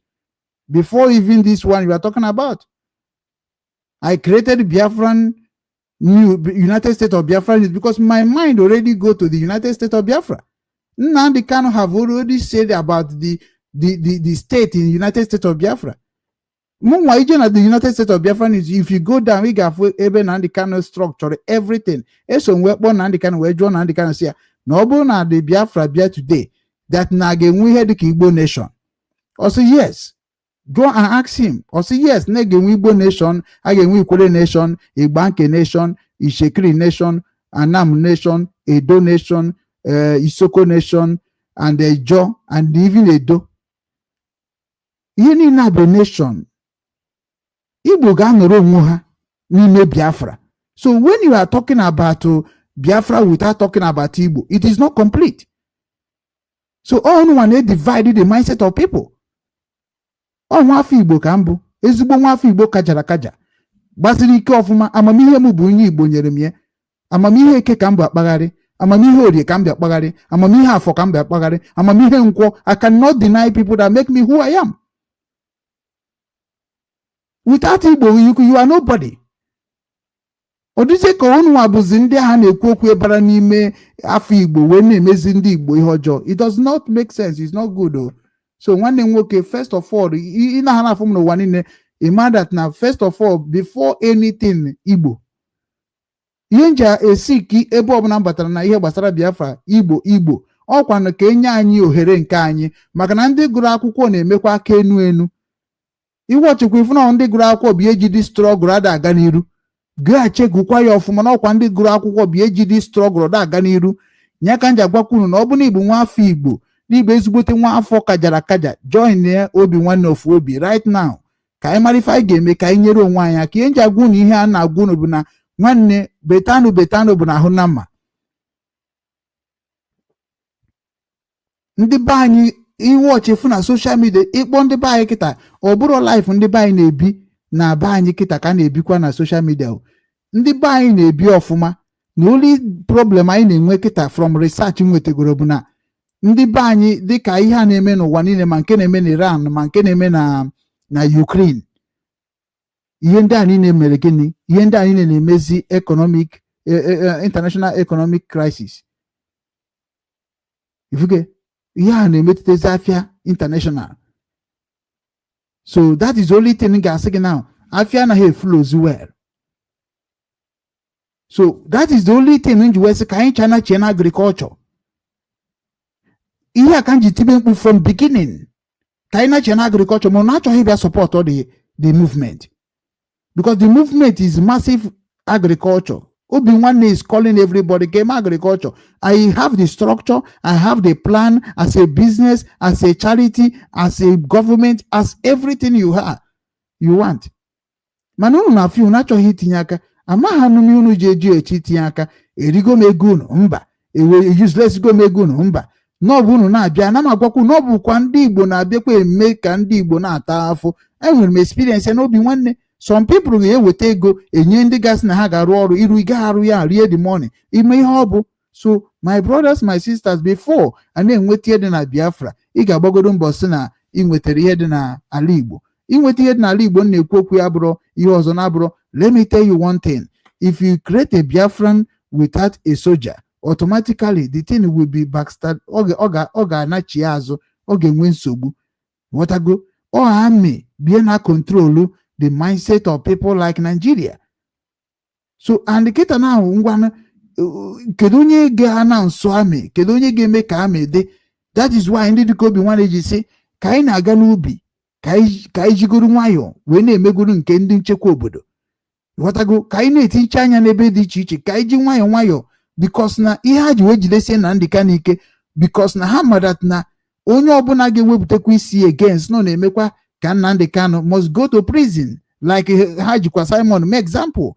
Ihe ndị a niile bụ smartness of Nigeria, but ama na Nigeria is a fool. Nigeria don't know anything. Now why Nigeria arrested Nnamdi Kanu and kidnapped Nnamdi Kanu and also make a plan deal with a felon? It is because our people have become enemy of our people. Who is Nigeria to hold Nnamdi Kanu in Kenya? This is a well plan, a well secret plan, and that secret plan can na junde na jume jofo ifanye jofo jukata kunu mangbe jukatara ndia. These people who chali na come on na chimochi na gun na these people na emezi ka IPOB. Even ifanye jofo just na emezi ko si like onye kwesi na enye news ne agbasara na Nnamdi Kanu kwesi bu radio Biafra kwesi bu Chikedozie mana ihe ndị a niile ne biara gasase. So my brothers, let me tell all of you, ana m ayọ unu ayịyọ ka nna ayọ unu bịanụ ka m lead unu back to that route again. Ndị IPOB ga-join kwa na IPOB ọ bụ na ọ dịka na IPOB ka ị chọrọ iji wee ga join ya. Ọ bụ na ọ bụ DOS join ya. Ọ bụ na ọ bụ USB join ya. Ọ bụ na ọ bụ Brigi join ya. Ma sub join ya. Join otu ọbụla ịma na ị ga-eji nyere Igbo aka.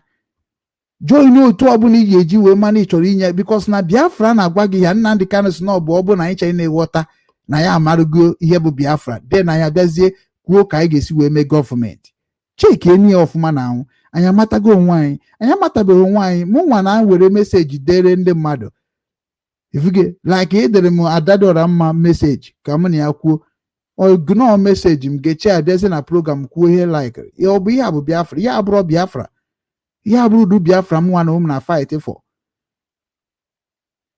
Nchọ ka m bata na nke Ngozi Orabaeze ka mmadụ ha na-eme na dị mmiri na dị seat ha kpachisi everywhere. Ihe abụrụ Biafra ifuge Biafra anyị na-ekwu okwu bụ Biafra nke ọ ga-abịa ịpụta ịnabata onye ọbụla with talent ya, enye onye ahụ nwere talent ọfịs ọ ga-eji wee mezie execute of the plan. Because mana talent mmadụ ụbụrụ mmadụ na ụbụrụ mmadụ na ọ bụrụ na ụbụrụ ga na-eroteti ka o kwesịrị na-eroteti ka fani maka na ọnyanwa bụ ọnwụ gị. The same thing ka m ahụ na anụ m ọkụ nsị na-eme ihe na-eme na IPOB ha pụtakwa ozugbo wee wepụ m dia because na m bịazi na-ama ihe na-akarịkwa a lot of things.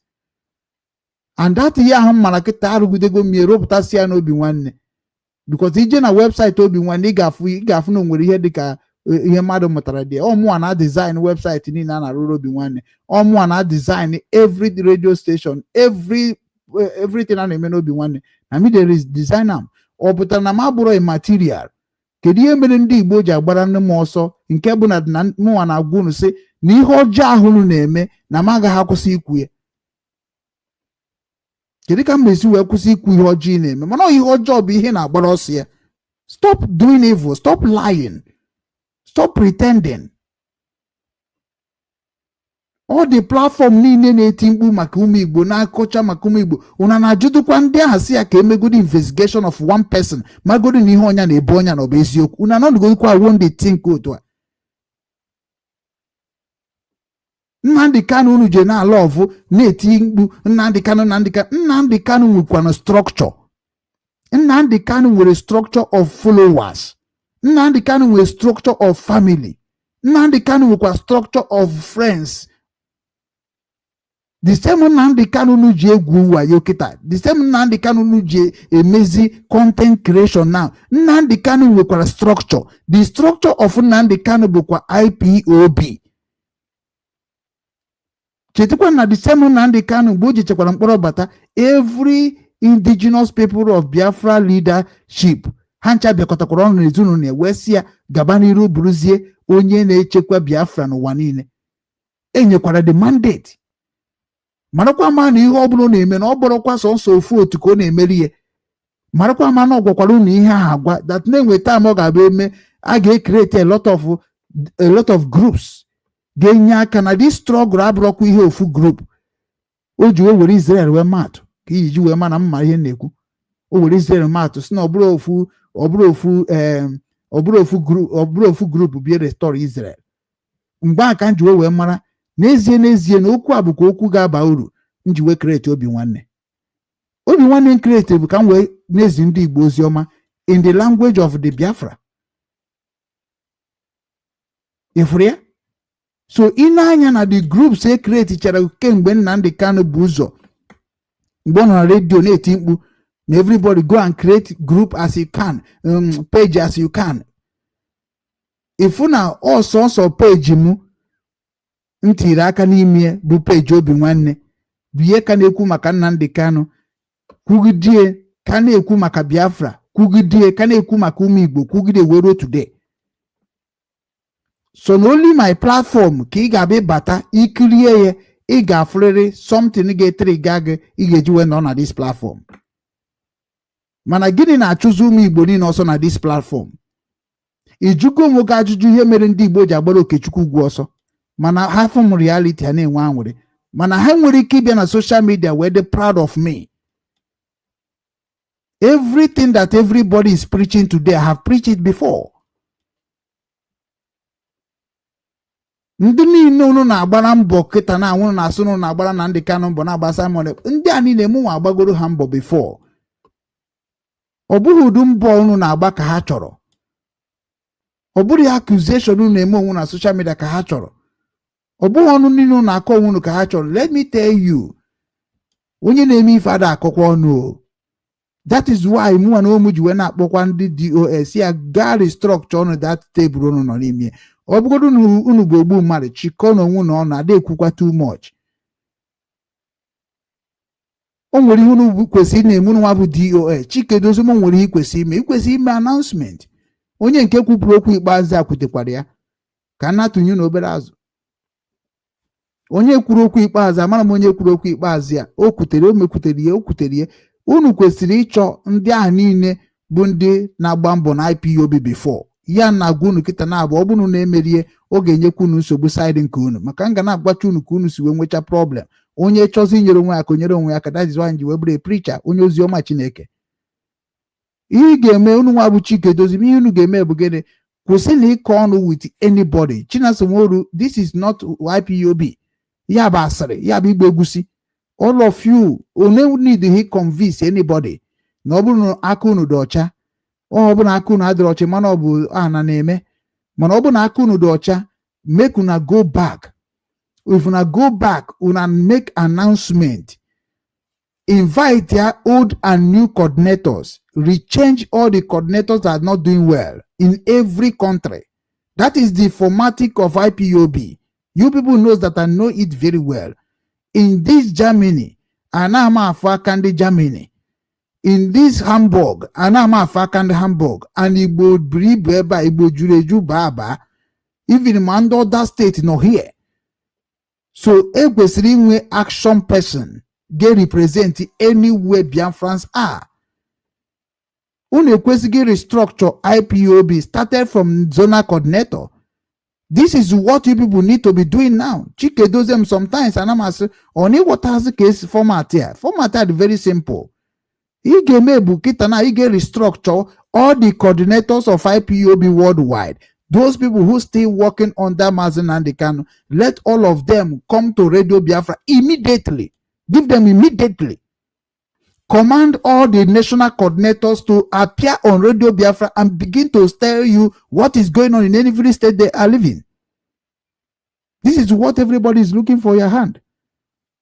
Command all the coordinators, have button on Radio Biafra. It is force. If you cannot appear on our national radio, you are fired. If you cannot represent your people and motivate your people, you are not made to become coordinator. You are going to go down. And I am there 10 years old. Chikedozie, you need to protect your dignity. Ya nagbago pure. Nyere onwe gị aka. Ndị hụrụ gị n'anya ka nkọ. Ndị ka chọrọ ka ị were mantụrụ ọntịrị because ịnọka a face ga-ekpokọkwa the whole IPOB, including Mazen Nnamdi Kanu. You know a lot, you talk less.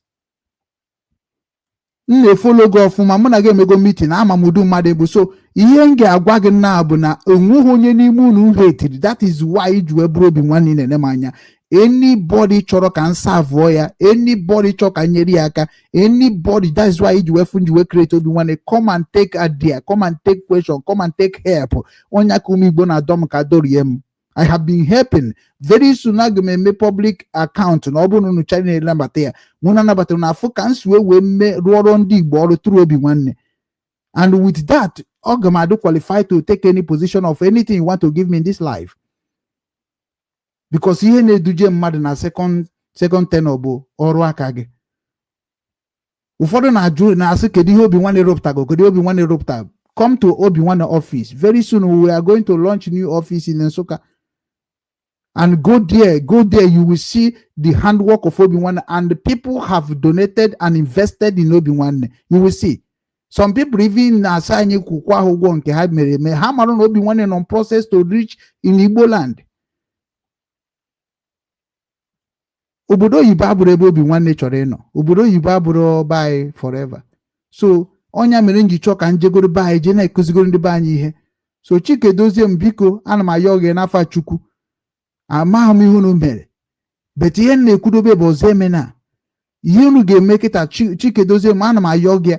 Now, so all coordinators, every coordinators, as soon as possible, emergency, all of them must appear on Biafra television. 1. Number 2, all of them will be appearing on Radio Biafra to be educating people about their living country right now. The same thing you are going to be making all the African coordinators. Biafran coordinators onye ọbụla ga-abịa na redio na report ka area ebe ọnọdụ na nso ekita maka na onye ka ndị be anyị na-eche ga-eche gị nwa na ozi ebe a maka onye ka nara ajụbụ unu gịnị ka unu na-arụ. Ị ga-anọ n'ọfịs a na-arụ, a na-ewetara gị rekọdụ ndị na-agba mbọ, ndị na-arụ nụ, ị na-afụ na onye abụ ya job. All those private televisions say they can Obinwanne and other legal media that is already registered and fund themselves. You can write a letter for them. Let us work together. And you want to go and seek for ally. We are like ally. So you can write a letter for us too. We can come.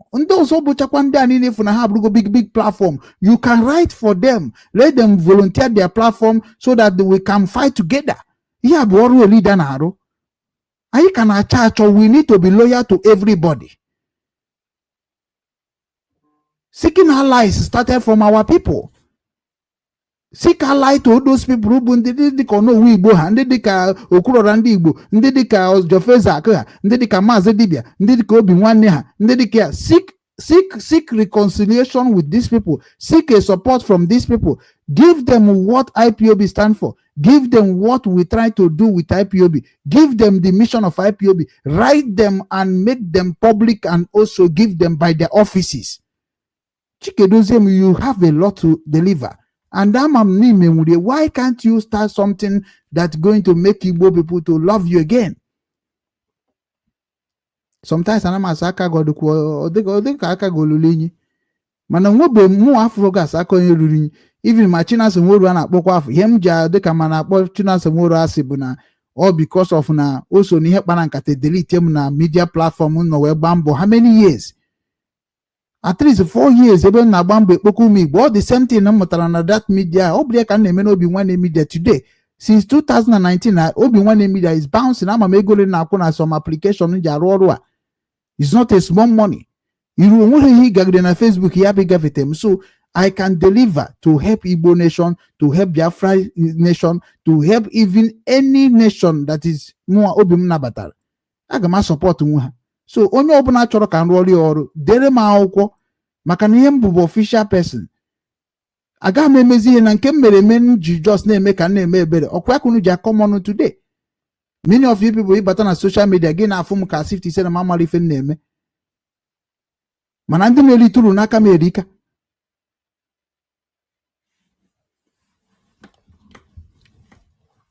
Onye m nji asụ biko na ụmụnne m biko na ana m ayọ unu ka anyị bịakọta n'ọnụ and ndị ga-eso m rụọ ọrụ a biko ana m asị click this link n'ebe ọ isi na-ekiri m ị ga-afụ ịgbada na ị ga-afụ link debe a click and join. Let us plan together. Enwego m some people n'ala Igbo ka anyị ji ije ezinụlọ ka anyị mara ihe na-eme anyị kwesịrị na-enyere onwe anyị aka. Ana m ekenekwa at least onwe ndị Nsụka local government diaspora m join now very soon m ga na-akpọbata ha na platform a na-ajụ onye ọbụla bupụta ego ka anyị dozie ala Igbo anyị. Unu ga-ebugide ego na nwụọ n'enu ego ndị na-eri ego eri nke gọọmenti ga-eburu sef amaghị eburu. Kedu ihe anyị na-eme onwe anyị ha? We need to do something fast. Na ala anyị mara mma. Onye mere ndị nke na-ekwu okwu Biafra na-ekwu okwu Biafra dịka asị na onwe onye ma bịa. Anyị niile like Biafra, but we need to start from ourselves. Ka anyị gosibegodo Biafra na omume. Mara ma na anyị na-aza Biafra na ọ bụrụkwa Biafra by identity anyị. Because sometimes ị ga na-akọwakwa akụkọ ọkụ ya mere eji wee kechie even Igbo a na-ekwu okwu enwekwa ike ọ bụ na Igbo bi ekechikwara ọtụtụ afọ dị n'obodo. Because ana m suspect Igbo na o nwekwara ihe Igbo mere. Because ị na-enekwa story Igbo fụkwa na story Igbo ọ bụrụkwa ka esi ekwu n'ọnụ ka o si wee na-ada. Because after sị gị na ala Igbo niile bụ ofu but afụrọkwa m ala Igbo niile asa ofu o. And ewerugo m anya nji afụ ụzọ na mmụọ wee fụ eke wee fụ orie wee fụ afọ wee fụ nkwọ. So automatically, there is no way those four markets can be in one day. So these people have a life to live them by themselves.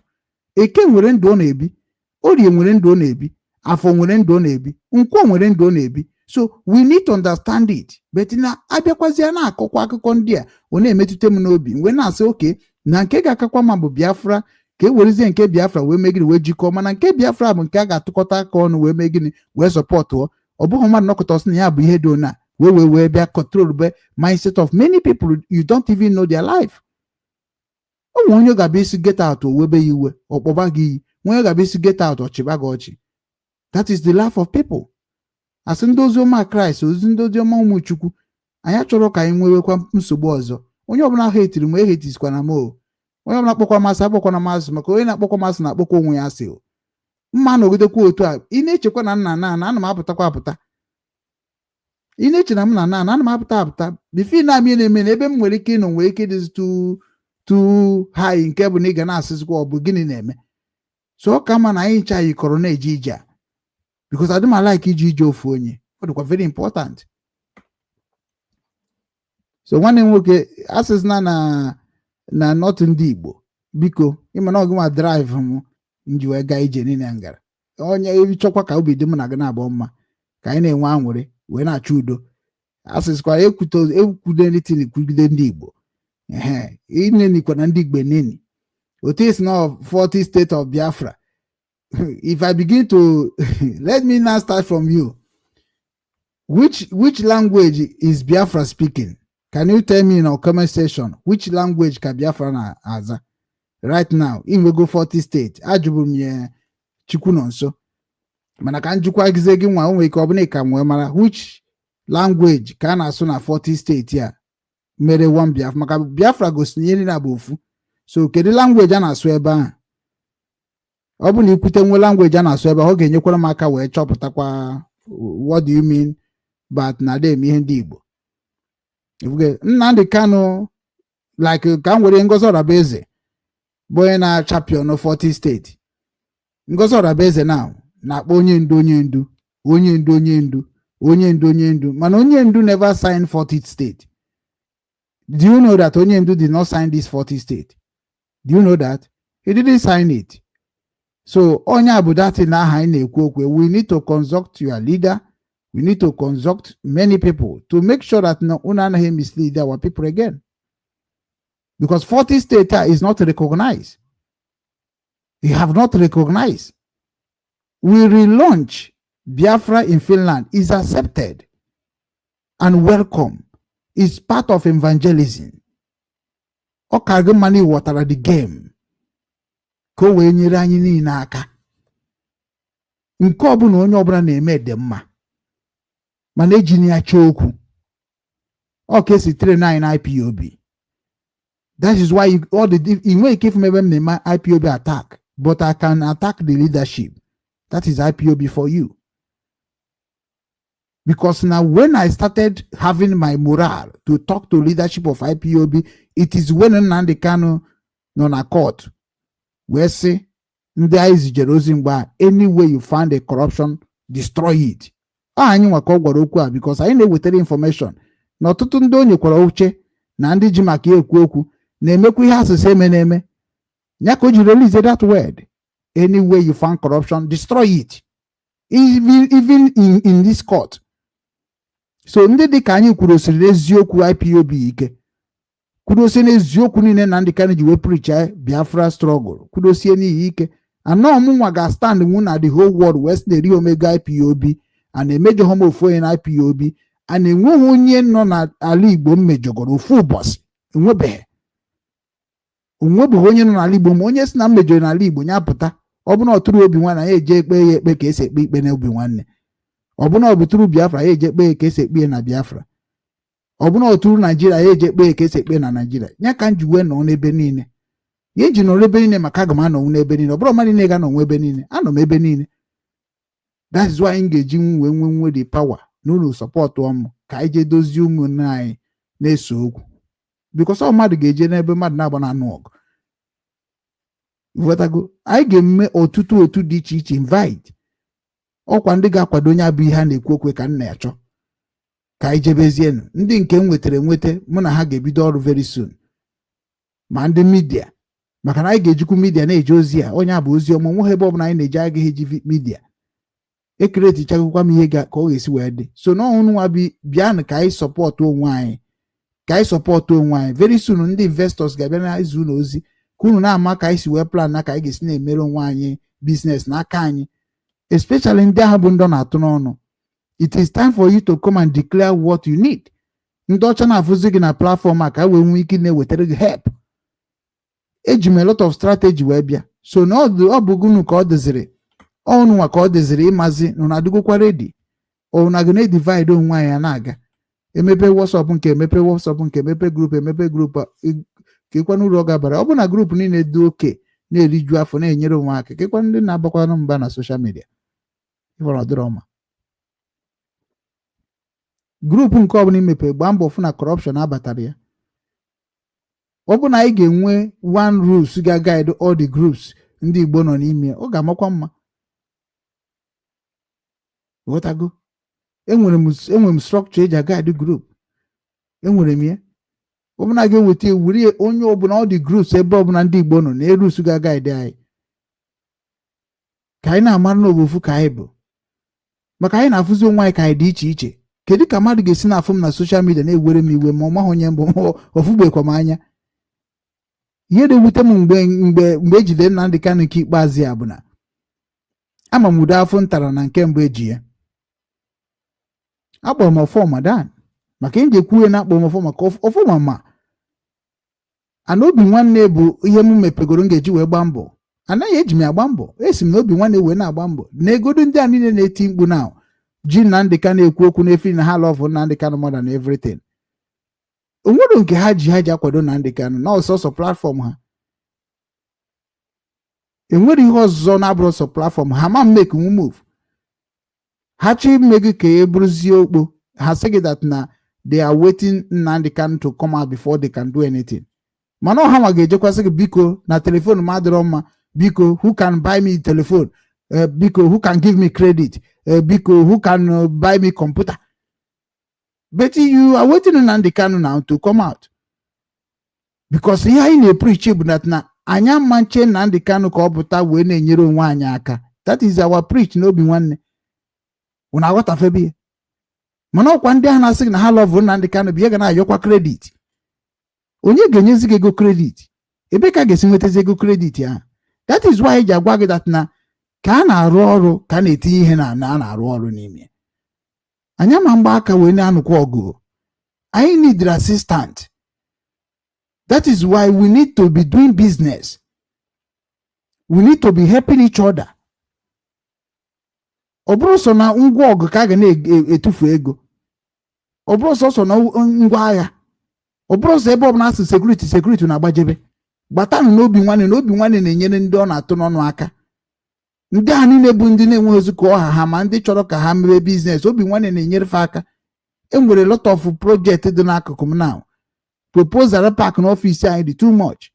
Ndị chọrọ ka a na-enyere ha aka, ndị chọrọ ka emepere ha ebe a na-ele nri, ndị chọrọ ka emepere ha ebe ha ga na-ele mmanya, ndị chọrọ ka emepere ha ebe ha ga na-akwa akwa, ndị chọrọ ka emepere ebe ha na-akwa shoe, ndị chọrọ ka ha na-arụ ọrụ ugbo, ndị chọrọ ka ha na-azụ azụ, ndị chọrọ ka ha na-eme ọtụtụ ihe dị iche iche. They are relying on me.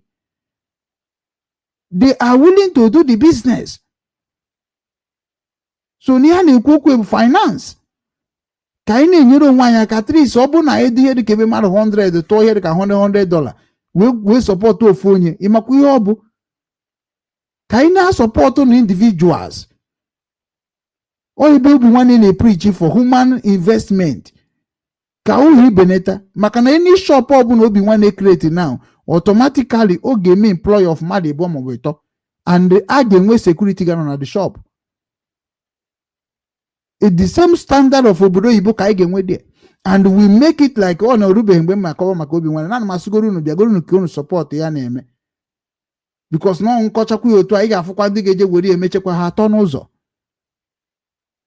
Enwere m ihe m ga-eji dozie ala Igbo. Just join ya this WhatsApp mgbanyere ebe a kịta, kpọọ m na phone, kpọọ m na WhatsApp a kịta na ka anyị bịa dozie ala Igbo. Biko na ana m ayụ unu n'aha Chukwu Okike abịama, bịanụ ka anyị dozie ala Igbo. O nwere ndị chọrọ ike nyere ha aka, o nwere ndị dị willing to help themselves, o nwere ndị dị willing to repent and go back to the normal base.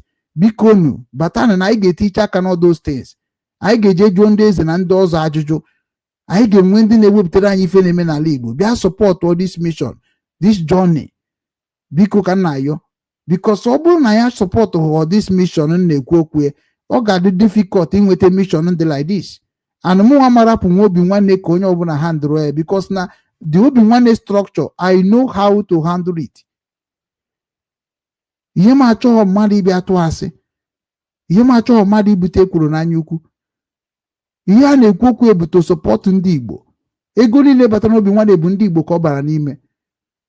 Mana kịta anyị nidiri ihe ọbụla anyị na-eme ka anyị na-egosi ndị ụwa.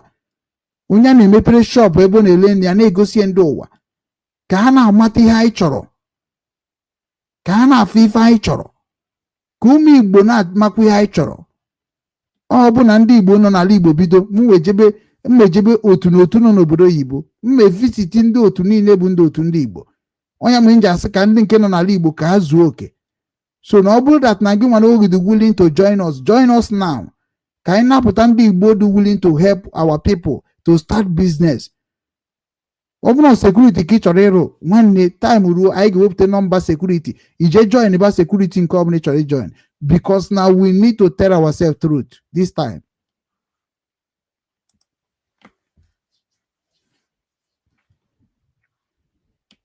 Ụmụnne m, eziokwu a na-agwa na adị m agụta nwe obere kọmputa ka m ji eme ihe a. Adị m agụta nwe anything here. Eziokwu ka m na-ekwu. Adị m agụta nwe ihe unu na-ede. Onwe question ị ga-ajụkwa jụọ, because mụ na ụmụ ka m rụgodo obere mmiri na-achata kedu ihe na-akọ n'ụwa. Okay, 2 mma lapụ nkịta ka m na-achata ka m wee nile comment a wee maazị ife na-eme. Ana m anachịata na ụmụnne m.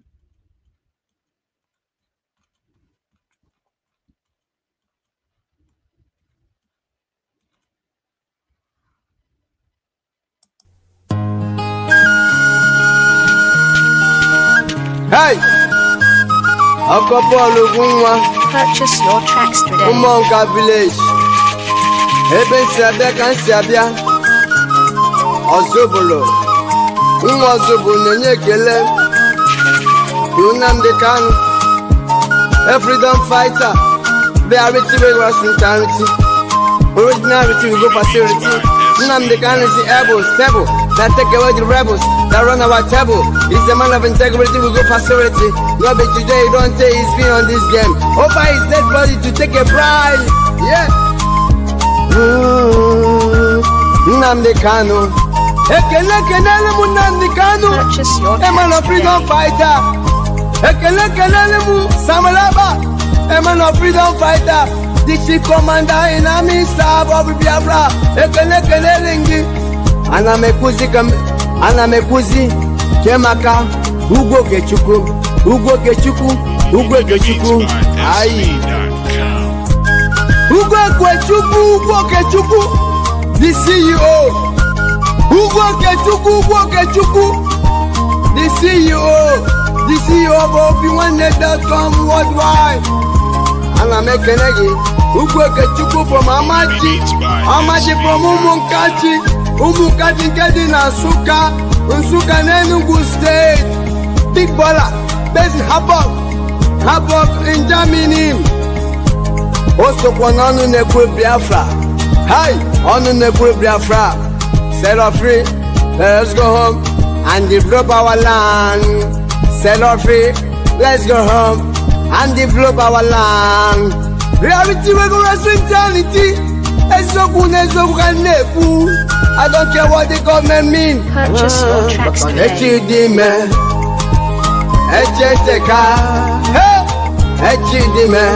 Innocent tomorrow get better. Innocent tomorrow get better. Onye mechi. People,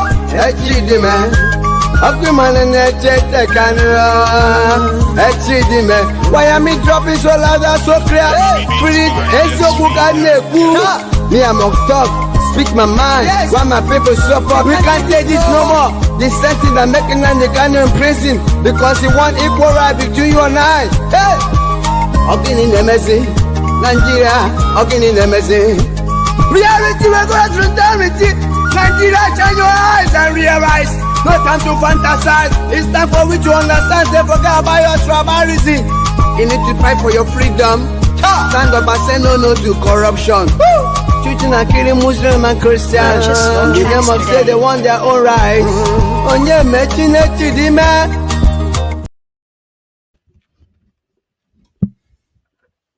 Yeah, ndewo kwanu.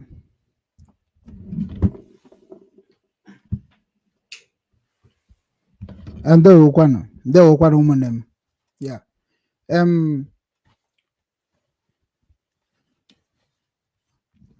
Nwanne anyị nwoke a dere ya edemede ebe a, agụtago m ya.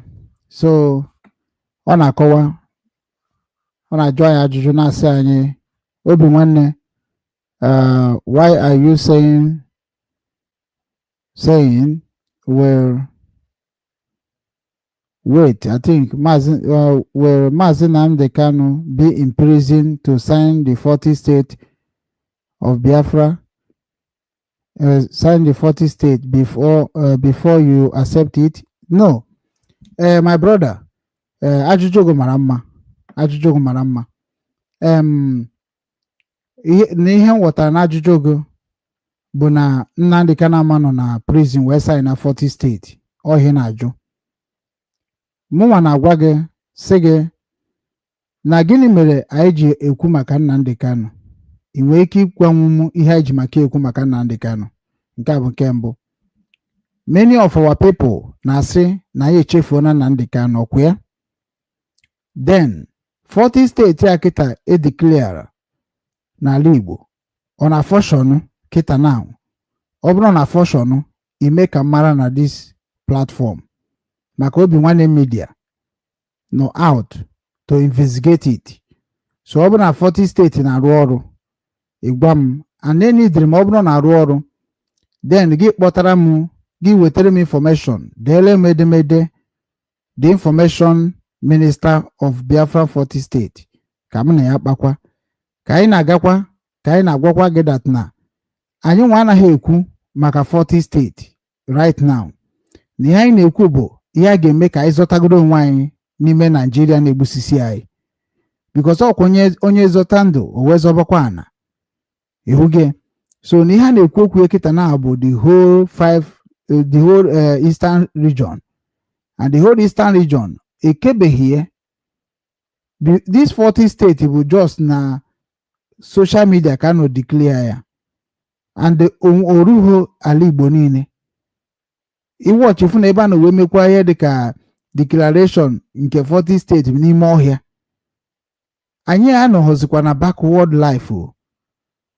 Iwọtago, ọ bụrụ na anyị nwee 40 state chọọ i declare, ọ bụrụ na like this now, ka anyị gwunu nwaanyị eziokwu even IPOB na-edeclare ihe dịka zone ọ na-amanụ ma makarịa nke ahụ ọ bụghị na efọtụ a na-eputu na 40 steeti ahụ adịrọ mma o declaration ya adịrọ mma no ife niile adị mma ife niile bụ welcome development mana ka m eme ya ọfụma na ihe mara mme ka na-akpọ nwa mma ọ bụrụ na Ngozi Orabaeze ga-aghọta the structure of Biafra ọ ga-ama ihe Nnamdi Kanu kọwara maka ya bụ ihe gbasara 40 steeti or whatever ịghọtago ihe ka na-ekwugodo okwu bụ ka anyị mee accept Biafra tupu declaration mana ebe unu soro na-edeclare is fine and good ngwanụ ka anyị protect zenu nke declare and kedu ka esi protect ya kedu structure eji protect nke ahụ declare ọkwasị ise declare kwa anya bụ 40 steeti mkpamkpa na-akpakwa n'ala be nna m na gị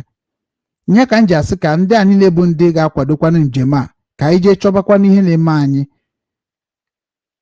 ka ha bata n'obi nwanne ka m were ha wee jee ozi a maka na otu ikwuru 40 steeti now mindset of many people bụ 40 steeti ọkwa ya then is 40 states are protecting the state ekwesị by this time that na enweghị dị any Nigeria government nọ na the 40 state ọ bụghị matter of ikwu n'ọnụ ihe Nnamdi Kanu ji si ka anyị weregodo Biafra na-eme evangelism ka anyị kụzichara ụmụnna anyị ihe dị n'ọchịchị kụzichara ụmụnna anyị ihe dị n'agha kụzichara ụmụnna anyị ihe dị n'ọghọm kụzichara ụmụnna anyị ihe dị n'enyemaka kụzichara ụmụnna anyị ihe dị n'azụmahịa anyị ka nọ n'ozi ọma anyị ka nọ na nkụzi then ọ bụrụ na 40 steeti na-edeclare gị na unu kara obi na ihe unu declare na ọ dị oke is welcome development mana gosigodu na ndị agha nọ na the 40 steeti ka arụ ga-esi wee defa na-emegodu na ihe a na-akpọ protect fa ka adịshọ na ekwesị by this time a na-asị na ije na 40 state of Biafra since declaration of Biafra 40 state that na enwere ihe dịka ori ebe ahụ enwere ihe dịka igbu mmadụ ebe ahụ enwere ihe dịka izu ori ebe ahụ ekwesị ka na-enwe something eji signify the 40 state so that na ndị ọzọ sef na-ada na-agba ọsọ ma ndị na-esorie ka ha wee marụzie ihe dị ona na-eme ka ha mara ihe ndị a na-eme ka ha mara ka esi ama ndị a so na ọ bụrụ matter of declare ya before na-edeclare ya Nnamdi Kanu nọ na prison then ị nwekwa ike gwe ya si na-ekwe na-eme ọsọ oke n'udo ọdịsị agaba n'iru ọsụkwana sị hapụ ya ajụọ ihe mere o ji sisi hapụ ya ọ ebe a ka ihe esi wee marakwa obi ya ọ bụgodu na ọkwa o nwere lọya Nnamdi Kanu kwesịrị ịbụ the mass speaker of Nnamdi Kanu ihe anyị na-emezie na-emeghezi oke because na mụnwa anyị si that na aman take law from Nnamdi Kanu maọbụ aman take message from Nnamdi Kanu. The reason I stand on that kind chapter is because na their lawyers corrupted. Onye ka nji wesi no na ọ bụghị na mụnwa amarọ na mgbe Nnamdi Kanu nọ na mkpọrọ before na onye nwa na control IPOB. We know all those things. And mgbe ọ na control ihe niile ọ na channel ya bụ ka adị sure that na ndị be anyị adịghị misleaded. So na automatically otu akịta na nọ na prison with a trustable lawyer ga-follow the same structure of Maazị Nnamdi Kanu IPOB.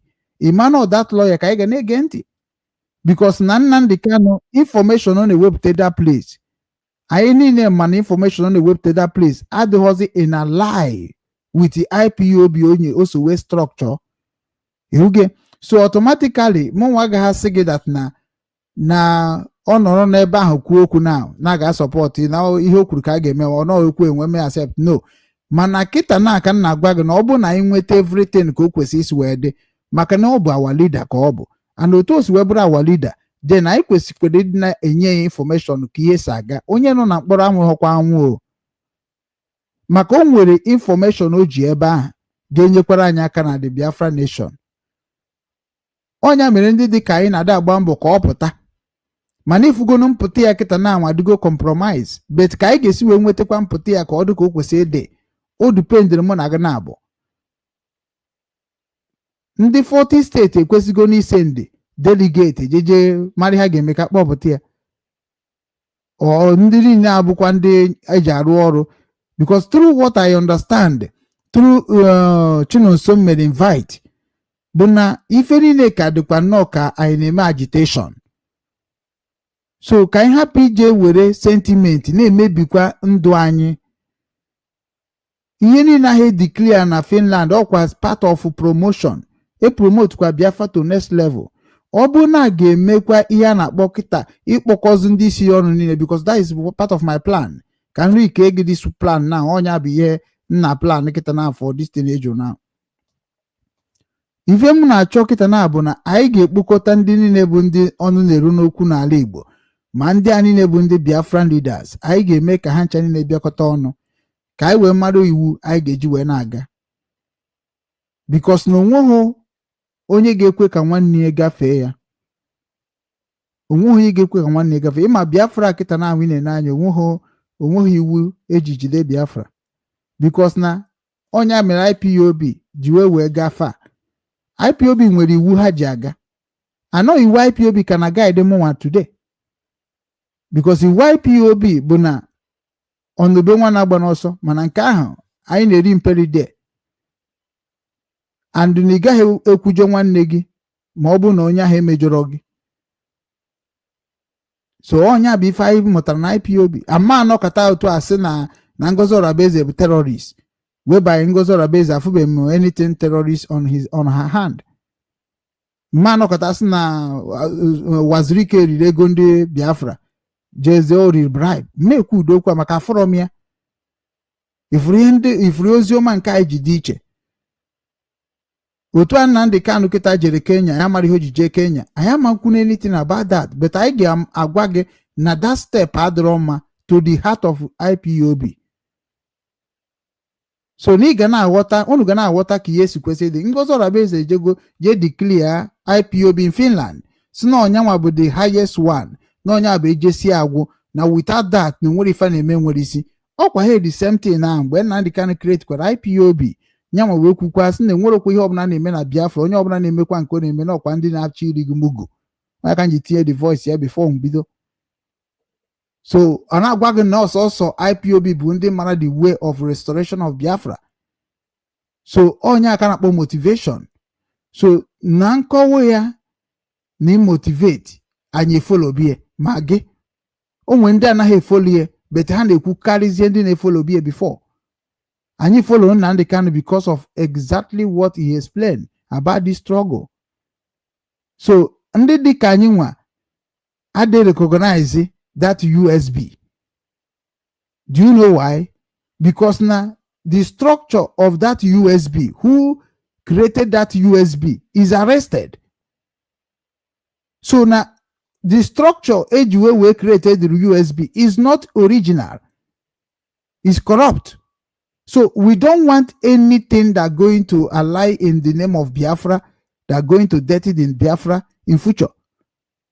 So in any for that na structure unu we create USB, bunka hunu janog now, bunke ogenkeri.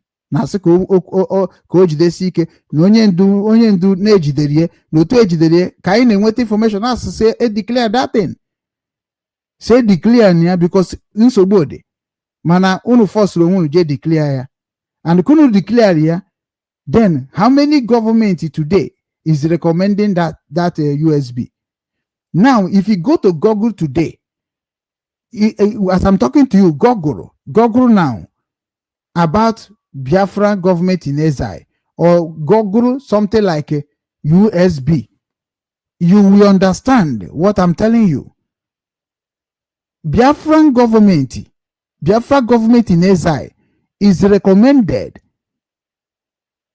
by even AI too, because the job of the Biafra government in exile are very strong, like IPOB. That is why Juena say umi Igbo maka soronu agitate be for peace. Obu na ndị isi DOS, ndị isi IPOB bụ DOS. Obu na Chike Doziem ga-edenwu a letter for reconciliation of everybody. Ọ ga-amakwa ezigbo mma. Maka na anyị niile bụ Biafra bụkwa ihe ga-arụ ọrụ n'ala Biafra. So amara m ihe anyị na-azọ azọ, anyị chaghị arụ ọrụ. Ọ bụ na ịma ha arụ nke ị ga-ama na arụ nka. So anyị ekwesịghị na-azọ Biafra azọ. Biafra kwesịrị ịbụ ihe anyị kwesịrị inyere onwe anyị aka started to ndị kwerenu ọ bụrụ mana ị na-ga-ekwe ọ bụrụ na Chike dozie m na aka ha dị ọcha na ife ha na-eme bụ ezigbo ife na ha chọrọ ka ala Igbo dị mma na ha chọrọ ka anyị niile bụ ndị na-ata afụ ka anyị tadobe afụ ha kwesịrị ịdị na-achọ ụmụnne ha bụ ndị nke na-aga na mmehie anyị agbago mbọ asị Biafran asị IPOB mepecha ndị mmadụ anya ndị dịka Ngozi Orabaeze ọpụtago ndị dịka ndị niile abụcha ndị niile ticha mkpubi apụtago IPOB abụbeghị violent organization ọsọ Nigeria na-akpa anyị terrorist IPOB ka bụ number 1 organization na-enye aka na-ekwu maka ndị ọ na-atụ n'ọnụ n'ala Biafra o nwere ihe mere ka IPOB nọkọta bụrụ grupu ga-emecha mechie ọ bụ na IPOB restọcha Biafra the next thing ha ga-eme bụ ha nwee fọmụrụ onwe ha otu ha ga-eji wee na-echeta ife niile ha mere na Biafra IPOB can never die enwere ihe mere ka IPOB nwụọ because IPOB bụ ihe jikọrọ mụ na gị na-abụ ndị a niile nwụrụ bụ n'isi anyị ka ọ ga-adị anyị niile ga-eji aka anyị wee kwuo ọzọ anwụ na onye mgbe m ji agwa Chike dozie m bụ onye kwesịrị ijeje gbaba mbọ kpokobe ndị niile a bụ ndị na-enye nsogbu bụ leadership because Nnamdi Kanu so we will carry everybody along. Let's start now carrying everybody along. Ọ bụ na ọmụ abụ Chike dozie m na-enyere m ọkwa dịka ndị Igbo si wee nna-ajọ ndị Igbo si abịa kwado this mission m chọrọ ibido na unite all of them. I have to write letter for all of them. Mmeji Obinwannem Foundation letter na edere all of them. Because na ya gaghị atọ ndị na-akọ ọnụ na social media. Time adịghọzi. Nke onye ọbụla na-ebo mmadụ anyị ga-ajụ onye ahụ ajụjụ. Because ebubo a na-ebo ndị mmadụ na social media so na-emebi mkpụrụ obi ndị be anyị na onwe ndị mume eme ihe a. Ka anyị hapụ inwere onwe anyị. Unu eso na ndị na-eme ụdị ya biko na ụmụ Igbo. So nwanne m nwoke na-ajụ m ajụ. Achọrọ m ka ị wepụgodu mindset of nke a bụ nke anyị, nke a bụ nke fa. Wepụgodu the mindset na ọ bụ na unu ga-aghọta. Anyị ọ bụrụ na USB ka ị nọ n'osi ike na-eprichi udo, na-eprichi ọbịbịa Biafra, na-eprichi ịhụnanya. Ọnụ a na-akọ enwerụkwa n'ebe eji eji ịkọgodo ọnụ emela ka ọ baa gị mkpụrụ obi. Nnamdi Kanu ka dị ndụ nwụrụ anwụ. Mụnwa chọrọ ka Nnamdi Kanu pụta na ndụ ka o dozie ọtụtụ mkpụrụ obi ndị na-ata ya ụta. Maka na ọ bụ na Nnamdi Kanu apụtara dozie mkpụrụ obi ndị na-ata ya ụta, ọ ga-abụkwara ya nnukwute ihe mmehie.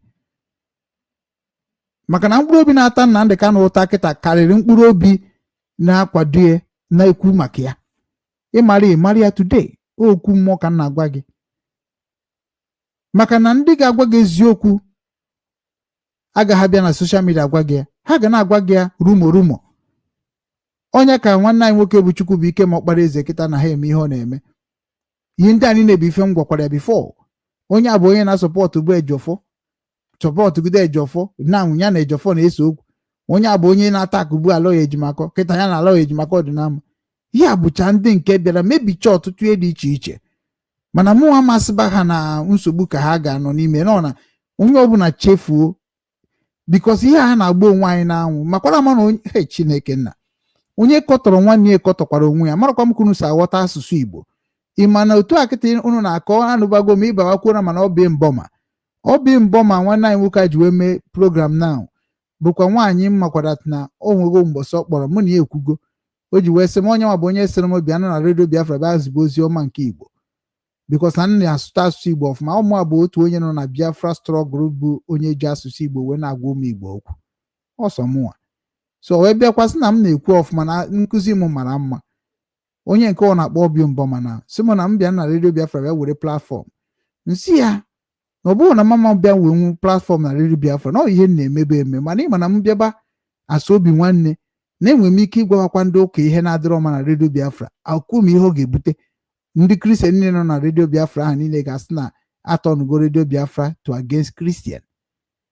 Amatara m ya n'oge mgbe si ya mba na m ga-ekwu ya ka individual na m chọrọ ịnọ n'Obinwanne na-ekwe n'ihe ọ ga-eme ihe redio Biafra ga-eme bụ because redio Biafra support kwuoro himself ọ dịga against.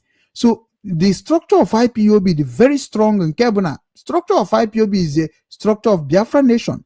That is why nwanne nwoke na-agitate for USB. My brother, you don't know things yet. ị ga-emecha fụ ka ihe ga-esi wee tọnụọ.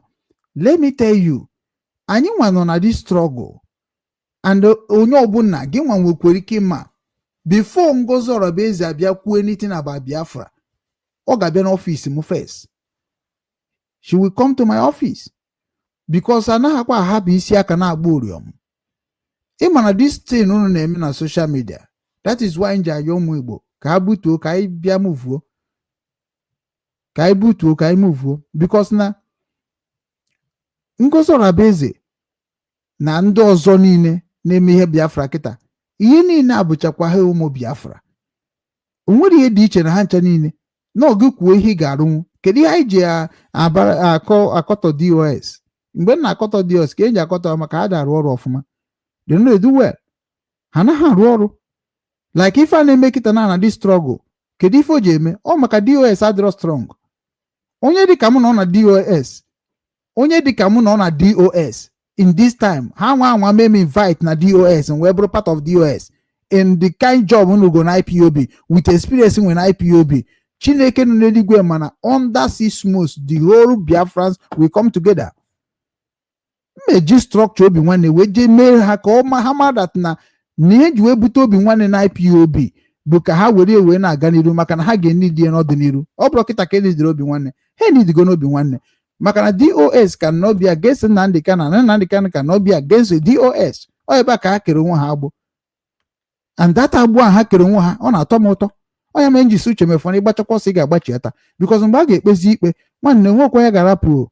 Ọ bụrụkwa ka ọ dịkwa ka ọ dị na gboo esokwa m na-ekwu ya anọkọtasị ife ajụ na ife ajụ na ajụ ọgụ history ife ajụ na na ịma nkọta mana ị ga-akọ m nke Ojukwu. So this time we will make sure that everybody tara afụfụ ya metere onwe ha, onwe onye ga-eje taa afụ nke mmadụ metere. So onye mere nji agwa ndị m na-eme na emekwazi na ka anyị chọba na udo kịta maka na nke mere eme na-esekwa ajọ okwu kịta. N'ume Igbo anaghị adịkwa mma na social media because na ha were gasị na propaganda wee design ya their life. And before anyị apụtakwa na agbụ ekere ọkwa ndị dị ka mụnwa ga-ebute ụzọ maka na onwekwa onye m na ya na-ese okwu. Na ọ bụrụ na Chike Dozie m ga-aghọta kịta na-anwụ ihe m na-ekwu ma Chinasa Nworu butuo unu menu nachia n'azụ ghọtagoro unu IPOB struggle structure nachia n'azụ unu nachia azụ unu amara na ife niile m gwachara unu n'abalị a na ọ bụ asị ka ọ bụ eziokwu. Nwanne declare anụ all national coordinators ha bịa na Radio Biafra bịa report back for their state ebe ọbụla ha na gọvanọ, and all the national PRO ha ga na-abịa na-eme announcement mgbe ha ga na-eji na-eme meeting. Any zone maọbụ any country na-enweghị a strong national coordinator must be changed by them, ọ bụrụ by DOS. Ha ga-eme election n'aka ha n'obodo ahụ wee họpụta onye ga-achị IPOB there. Ya bụzina by appointee, ya bụrụ by merit, ya bụrụ obi ndị ahụ maka na ịbịa n'obodo ọbụla ebi onye ọbụla bi n'obodo a ga-agwa gị onye na-eme ọfụma na ya adịghị eme ọfụma. Onye ọbụla bi n'obodo ga-agwa gị the character of onye ọbụla nọ n'obodo. Onye bụ coordinator ekwesịghị ịbụ onye na-eme aka ntụtụ. Onye bụ coordinator ekwesịghị ịbụ onye na-eme 419. Onye na-ebu coordinator ekwesịghị ịbụ onye ọbụla na-eri ego mmadụ. Onye bụ coordinator IPOB ekwesịghị ịbụ onye na-emegide mmadụ. Anyị nwa bụ ndị amụma, anyị nwa bụ ndị oziọma, anyị nwa bụ ndị a na-ekwu na anyị dị whiter than white, whiter than snow. Anyị bụ ndị nsọ, anyị na-asọ ihe nsọ. Ọ bụghị onye ọbụla na-anụ olu gị mee ya coordinator. No. Coordinator supposed to be by merit. He's not supposed to be appointee. Ndị ụwa na-eche anyị kịta ka anyị mara ha ga-eme. Ejidego m ala Igbo tụrụ Obinwanne. Bịazienu ka anyị move to another state. Because ndị nke bụ ndị nke 40 state ejego m na nke fa. Ha achọghị mepere m ụzọ.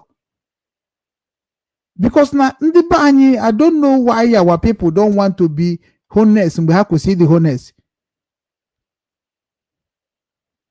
Biafra na-ekwu okwu mụnwa kago a lot of you people wee mee Biafra. Biafra abụrụ udo unu na-eme ka m na-eme.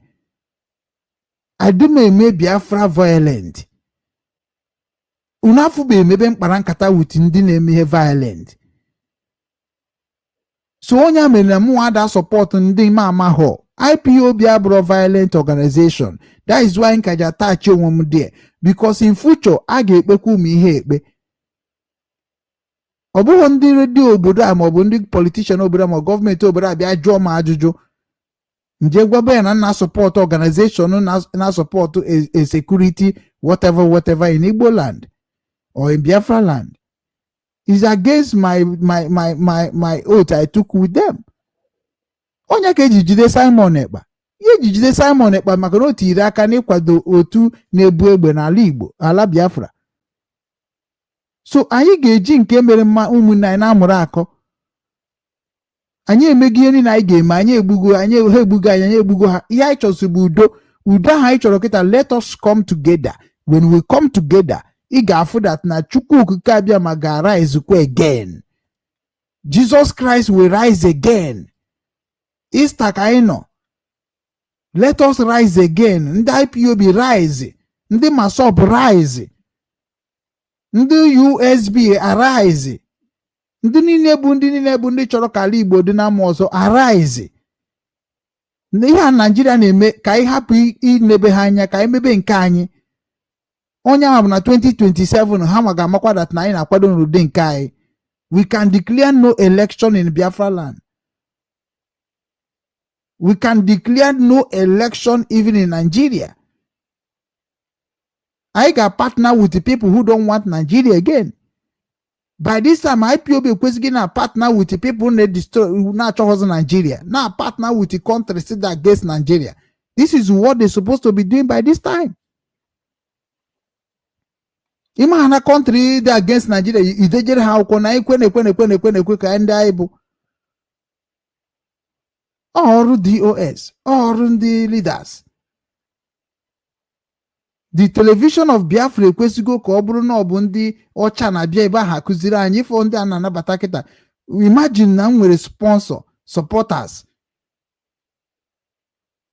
Because ihe ahụ na-ekwero ndị ahụ eme m ga-emie, and otu a nsi emie bụkwa otu unu ga-esi mekwu ya na ọ bụ na ọ bụ unu nwa. That is why nji asị kedu ihe unu ji agbakwa n'ọsọ n'ebe eziokwu Chineke si apụta. Onye ọbụla can work with anybody. But ihe ma achọghị ọ bụ ịrụ otu ahụ isi chọọ ka ọ rụọ ya wee baa n'ebe a na-egbu mmadụ. Achọghị m ya. Oge abagodo ebe a na-egbu mmadụ mana ga-akpa ya akpa, enwere usoro esi eme ya. Because ihe ọbụla nwere n'usoro.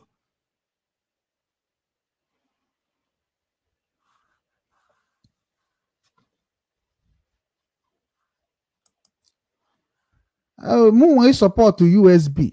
Ekwugo m kekwan ka esa support USB. I don't know even how, because ihe ikwuru kita self nke ikpeazụ ka nji wee mata self na nkọwa na akọwa dịrị gị self ana m egbu onwe ezigbo oge. Because why? Because now you cannot tell me to support what I am supporting already. You cannot tell me who is USB. Who USB ọ bụ mmadụ ka ọ bụ? Ọ bụ mmadụ? Ọ bụ mmadụ now. So I don't understand what you are asking me self. Supporting USB. What am I supporting? Indigenous people of Biafra, are they not USB? Unu na confuse onwe unu. Unu na confuse onwe unu ezigbo. Ọ bụ na m enwetara onwe m na nkịta na-akọwagodo ihe dị na USB wee bise na ngozo hijackere USB. Unu hijackere ya. Ana m arụ ọrụ as a USB person. Ị na-abịakwa asịkwa m support USB.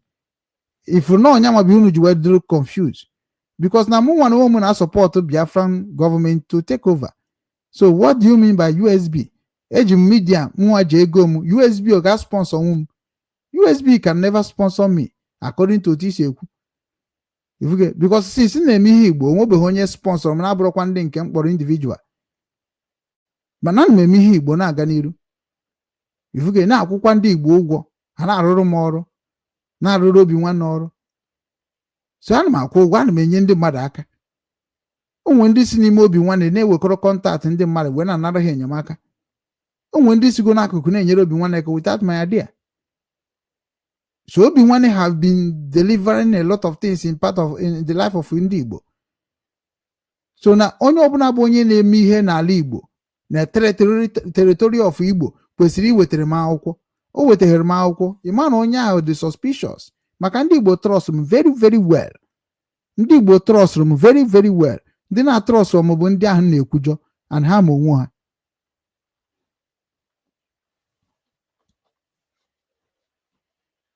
Okay, unite with a saboteur. Onyanwa bụ the thing ahụ m chọrọ ka anyị kụzie taa. My brother, let me read because adị m like ọ bụrụ unu ga na-eme unu akọ n'ọnụ ọ ga-adị m mma biko nu ka anyị wepụzie ịkọ ọnụ ka m wee kụziere unu ife ka o kwesị ịdị. Unu na-ajụ ajụ otu agụrụ ansa bete ọ bụ na ịkọ ọnụ ọ ga-enye m nsogbu, ọ ga-enye m ezigbo nsogbu. Why ọ ga-enye m nsogbu? Because na ịkọ ọnụ na-eprovoke m ngafe na my boundary. Unite with a saboteurs. Yeah, okay, let us now go. Who are saboteurs? Kendi bu saboteurs?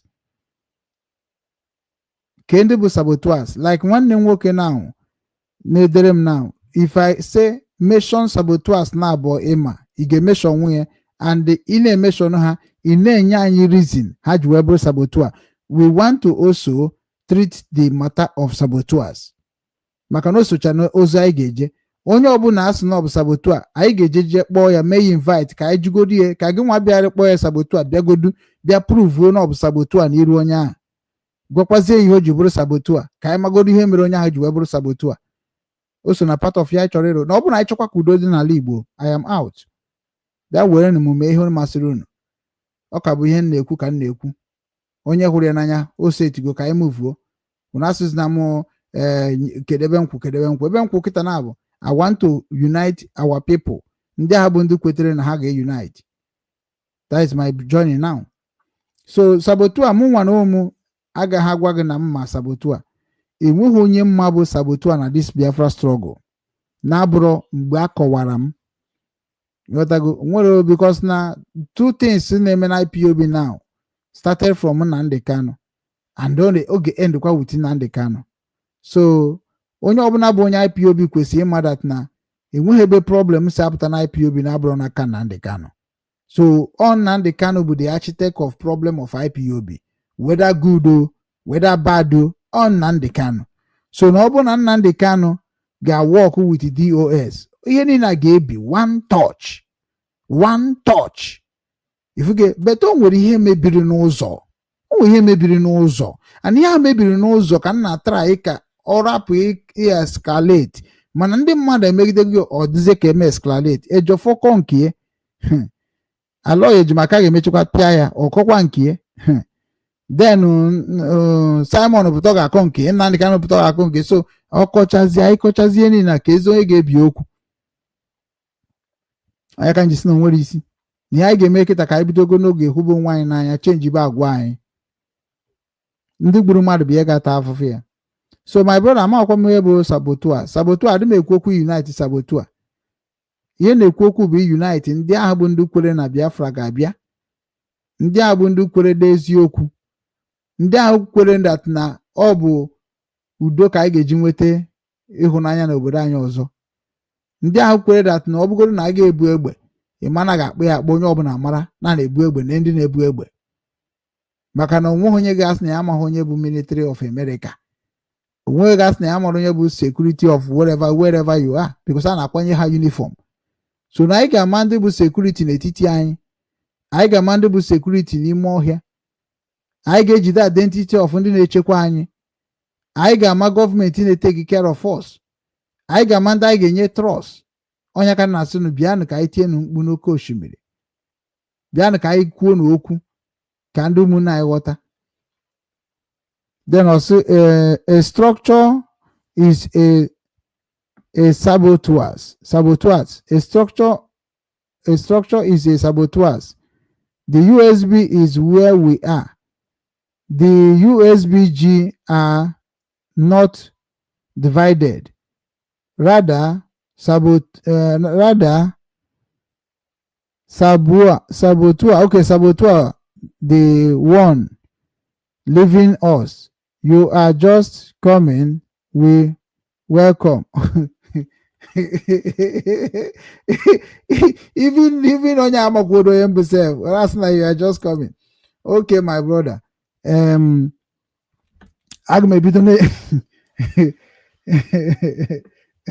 like one of the market out. They were telling my ajujo. o tere ma ajụ na ma like na anasa ajụ nwanne m ka m bidozie ka m na-enye unu nkụzi nke okwukwe ịbịa na IPOB ịbịa na IPOB indigenous people of Biafra to God had they divided to God who made me and you IPOB had they divided ibie na-eso okwu na IPOB ihe nji agwa gị maka ị na-ekwu maka nke gị because ị na-efili that na group ahụ unu create now kpọọ ya USB kpọọ ya USBG. Let me tell you that group ahụ ka ngwa ikwu eziokwu ihe ọ bụ organization and ọ bụrụ ya ma bụ final say of Biafran struggle. Onye mere na nwere na-ege at least ndị ga na-ege Ngozi Orabaeze ntị now ga-abụkwa ndị agha na ha na-arụkọ yodago. So ndị ahụ bụ ndị original Biafrans, they know they listen to Ngozi Orabaeze now yodago. Ha na-egegodi ntị, ha na-ege ntị asonye na-akwalite Biafra. So ọ bụrụ na unu aghọta na the structure of Biafran government in exile bụkwa the same structure of Biafran USB.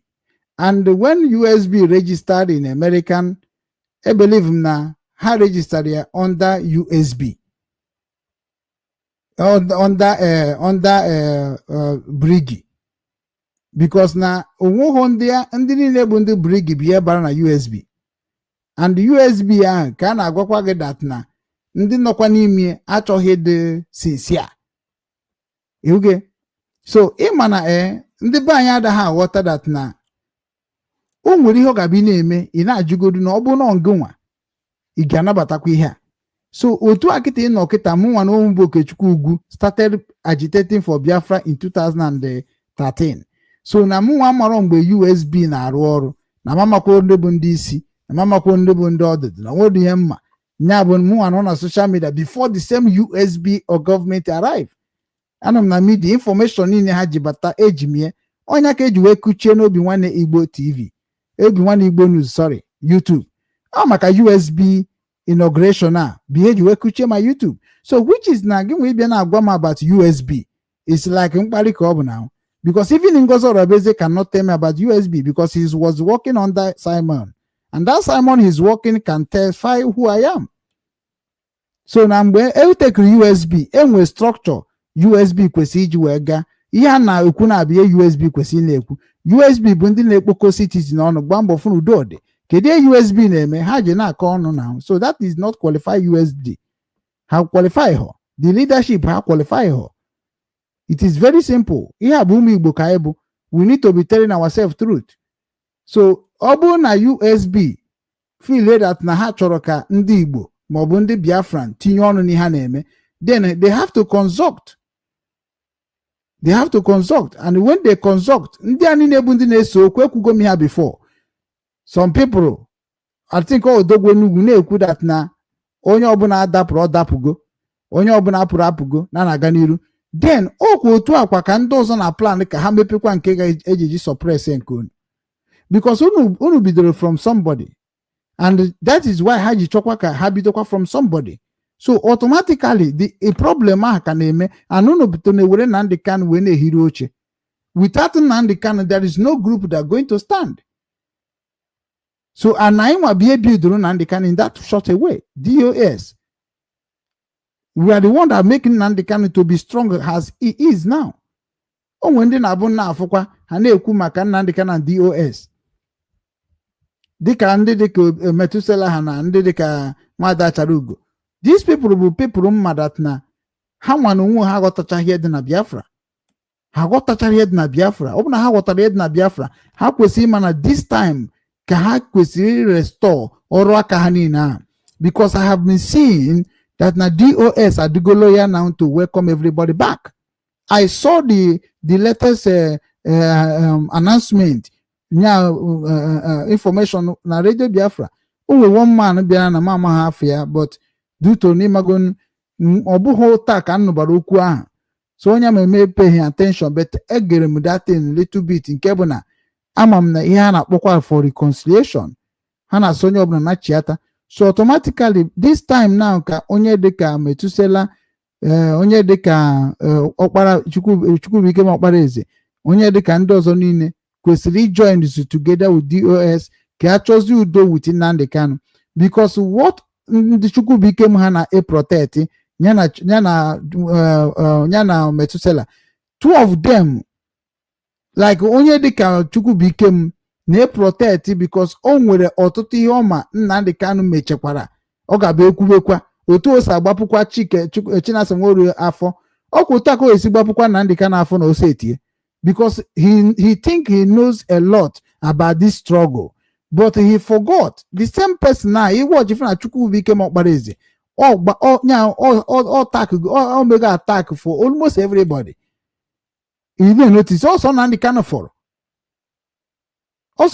for ka Chukwubuikem dorie we claim no my of my onye ko yas no PA so me ka ga ro ga so no PA because you the ruche mefo amam no nwere something de Chukwubuikem ma believe one ya ho makita na Nnamdi Kanu ma jinwe we lapia,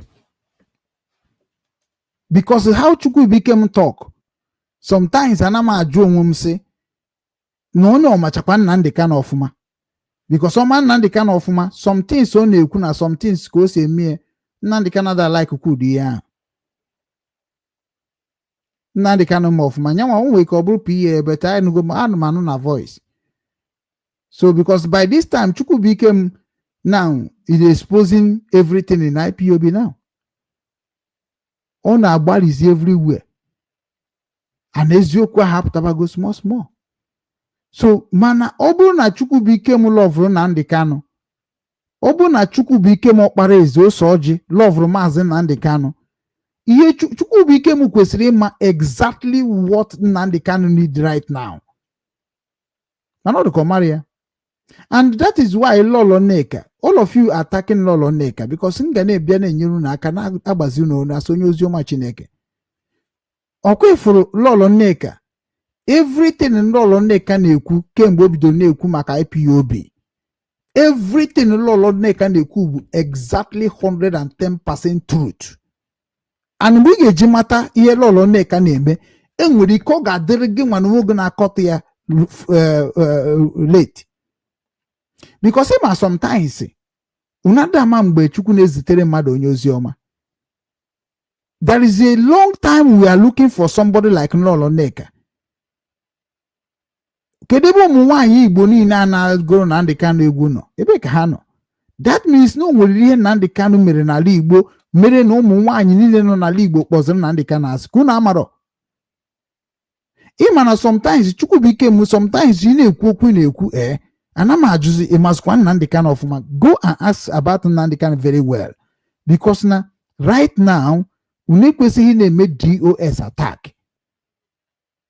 Ịma na ihe ji wee mgbe na-eme DOS attack, ihe na-eme attack bụ ndị na-arụ ọrụ. I'm a professional of IPOB. I'm a professionalist because I understand the game. That is why I channel the energy of everybody to DOS. I am the one who did it. I am the first person who attacked DOS bad leadership. I am the first person because I saw it. I work with them. I will verify them. I know what they can do. So when they maybe DOS correction, correction, DOS correction, correction. When they make one Nnamdi Kanu correction, I'm not sure hijack Nnamdi Kanu, I'm not sure can carry Nnamdi Kanu. I was giving Nnamdi Kanu correction on live program. Before Nnamdi Kanu apụta bego mukwu okwu, kedu ihe ha ji feel that na mụ na ụmụ emerit was to be in IPOB?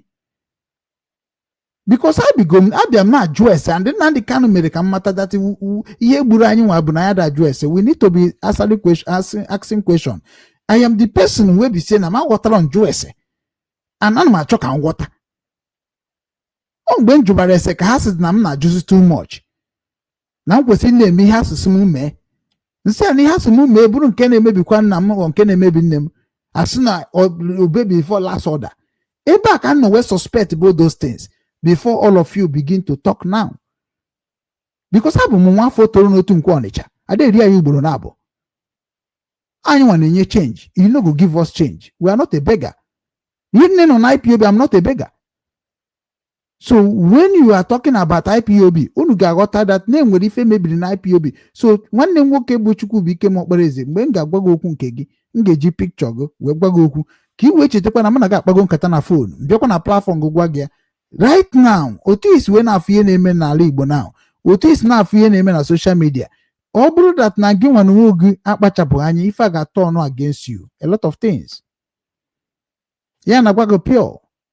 Ị na-ekwuzi karịzie even Nnamdi Kanu self. You have been IPOB, ọ bụrụ Igbo a member of IPOB at all. Enwere ihe na-ekwu n'ọnụ kịta ikwesị na-ekwu. Eziokwu ka na-agwa gị. Enwere ike ịmarị mụnwa nwere nke mma, and nke ahụ mma kịta na-abụ mostly on it lies on Nnamdi Kanu, because na Nnamdi Kanu bụ somebody I trusted and I give my hope.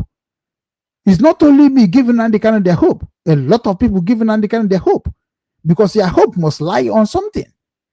So our hope lies on Nnamdi Kanu. So you cannot tell us who our hope lies on.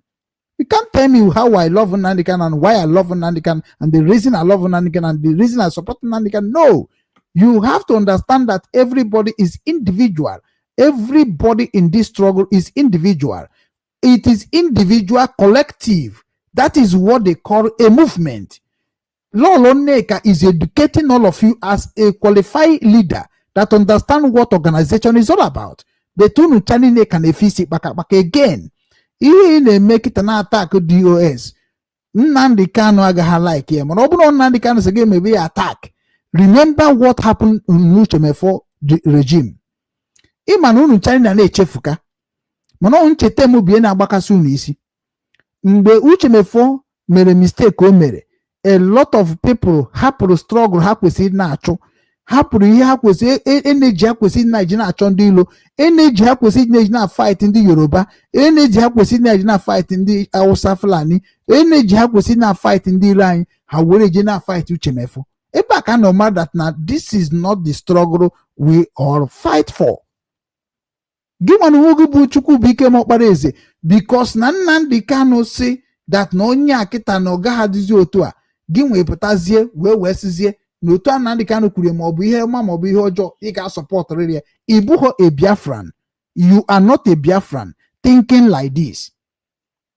Because Biafrans we are agitating does not know anybody in the times of the law. The same DOS who are fighting right now, the same DOS who are fighting right now is the same DOS mere Nnamdi Kanu didn't do today. The same DOS who are fighting now, but the same DOS who are changing na fight, whereby the Ngwalo will see change the leaders. And he changes the leaders. It is all of us will come and call the coordinators of our coordinator. Let us now do what they call a meeting, what we are going to do for our leadership. And the government must recognize what we're trying to do. From there, the government ime, because everything borrow kobo. From the Mayhana borrow. By this time, instead of Ibia castigate Chike dozem na castigate into ozorine anye mego poto enough. Let all of us go closer to Chike dozem. Let all of us go closer to the Nnamdi Kanu. That is the only way we can now reconcile with ourselves. Marandin maybe the man emezi because na ibia na asị na Chinasa Nworu na ọmandiri ya mma, Chike dozem ọmandiri ya mma, onye nne ya ọmandiri ya mma, nna m ihe niile aka bụkwa ofu ụgbọ ka a na-anya o. Ọkwa ofu ụgbọ ka a na-anya. Ijide Chike doziem ijikwa Nnamdi Kanu. Ịkọtọ Chike doziem ịkọtọgokwa Nnamdi Kanu. I must tell you people the truth of the God Almighty today before April. If he ever attack Chike doziem, you are attacking Nnamdi Kanu directly. Government of the world don't joke with IPOB. Biko na ma yunu ihe wuti. Odise ka asu nu na aghọtara the safe ihe unu na save. Unu so love Nnamdi Kanu. If you love Nnamdi Kanu, make his foundation to be good now. Hey. Kampatano.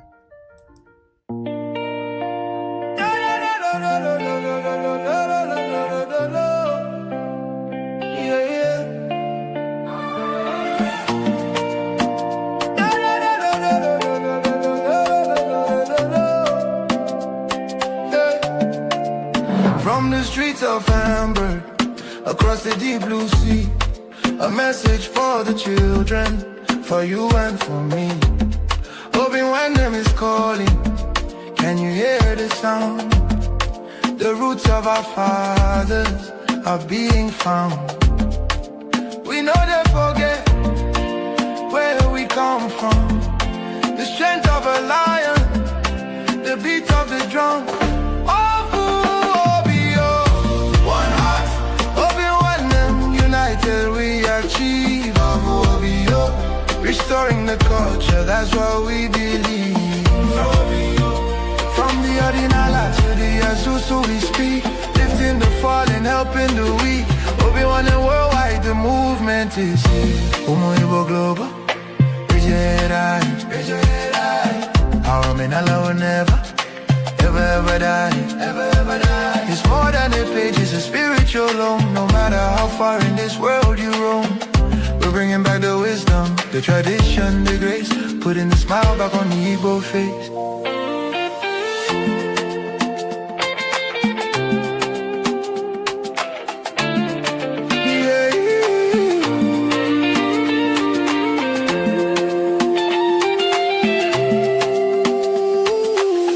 A high energy.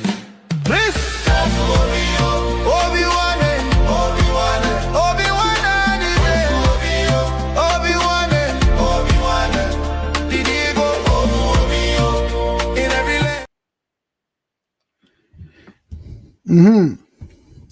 Yeah.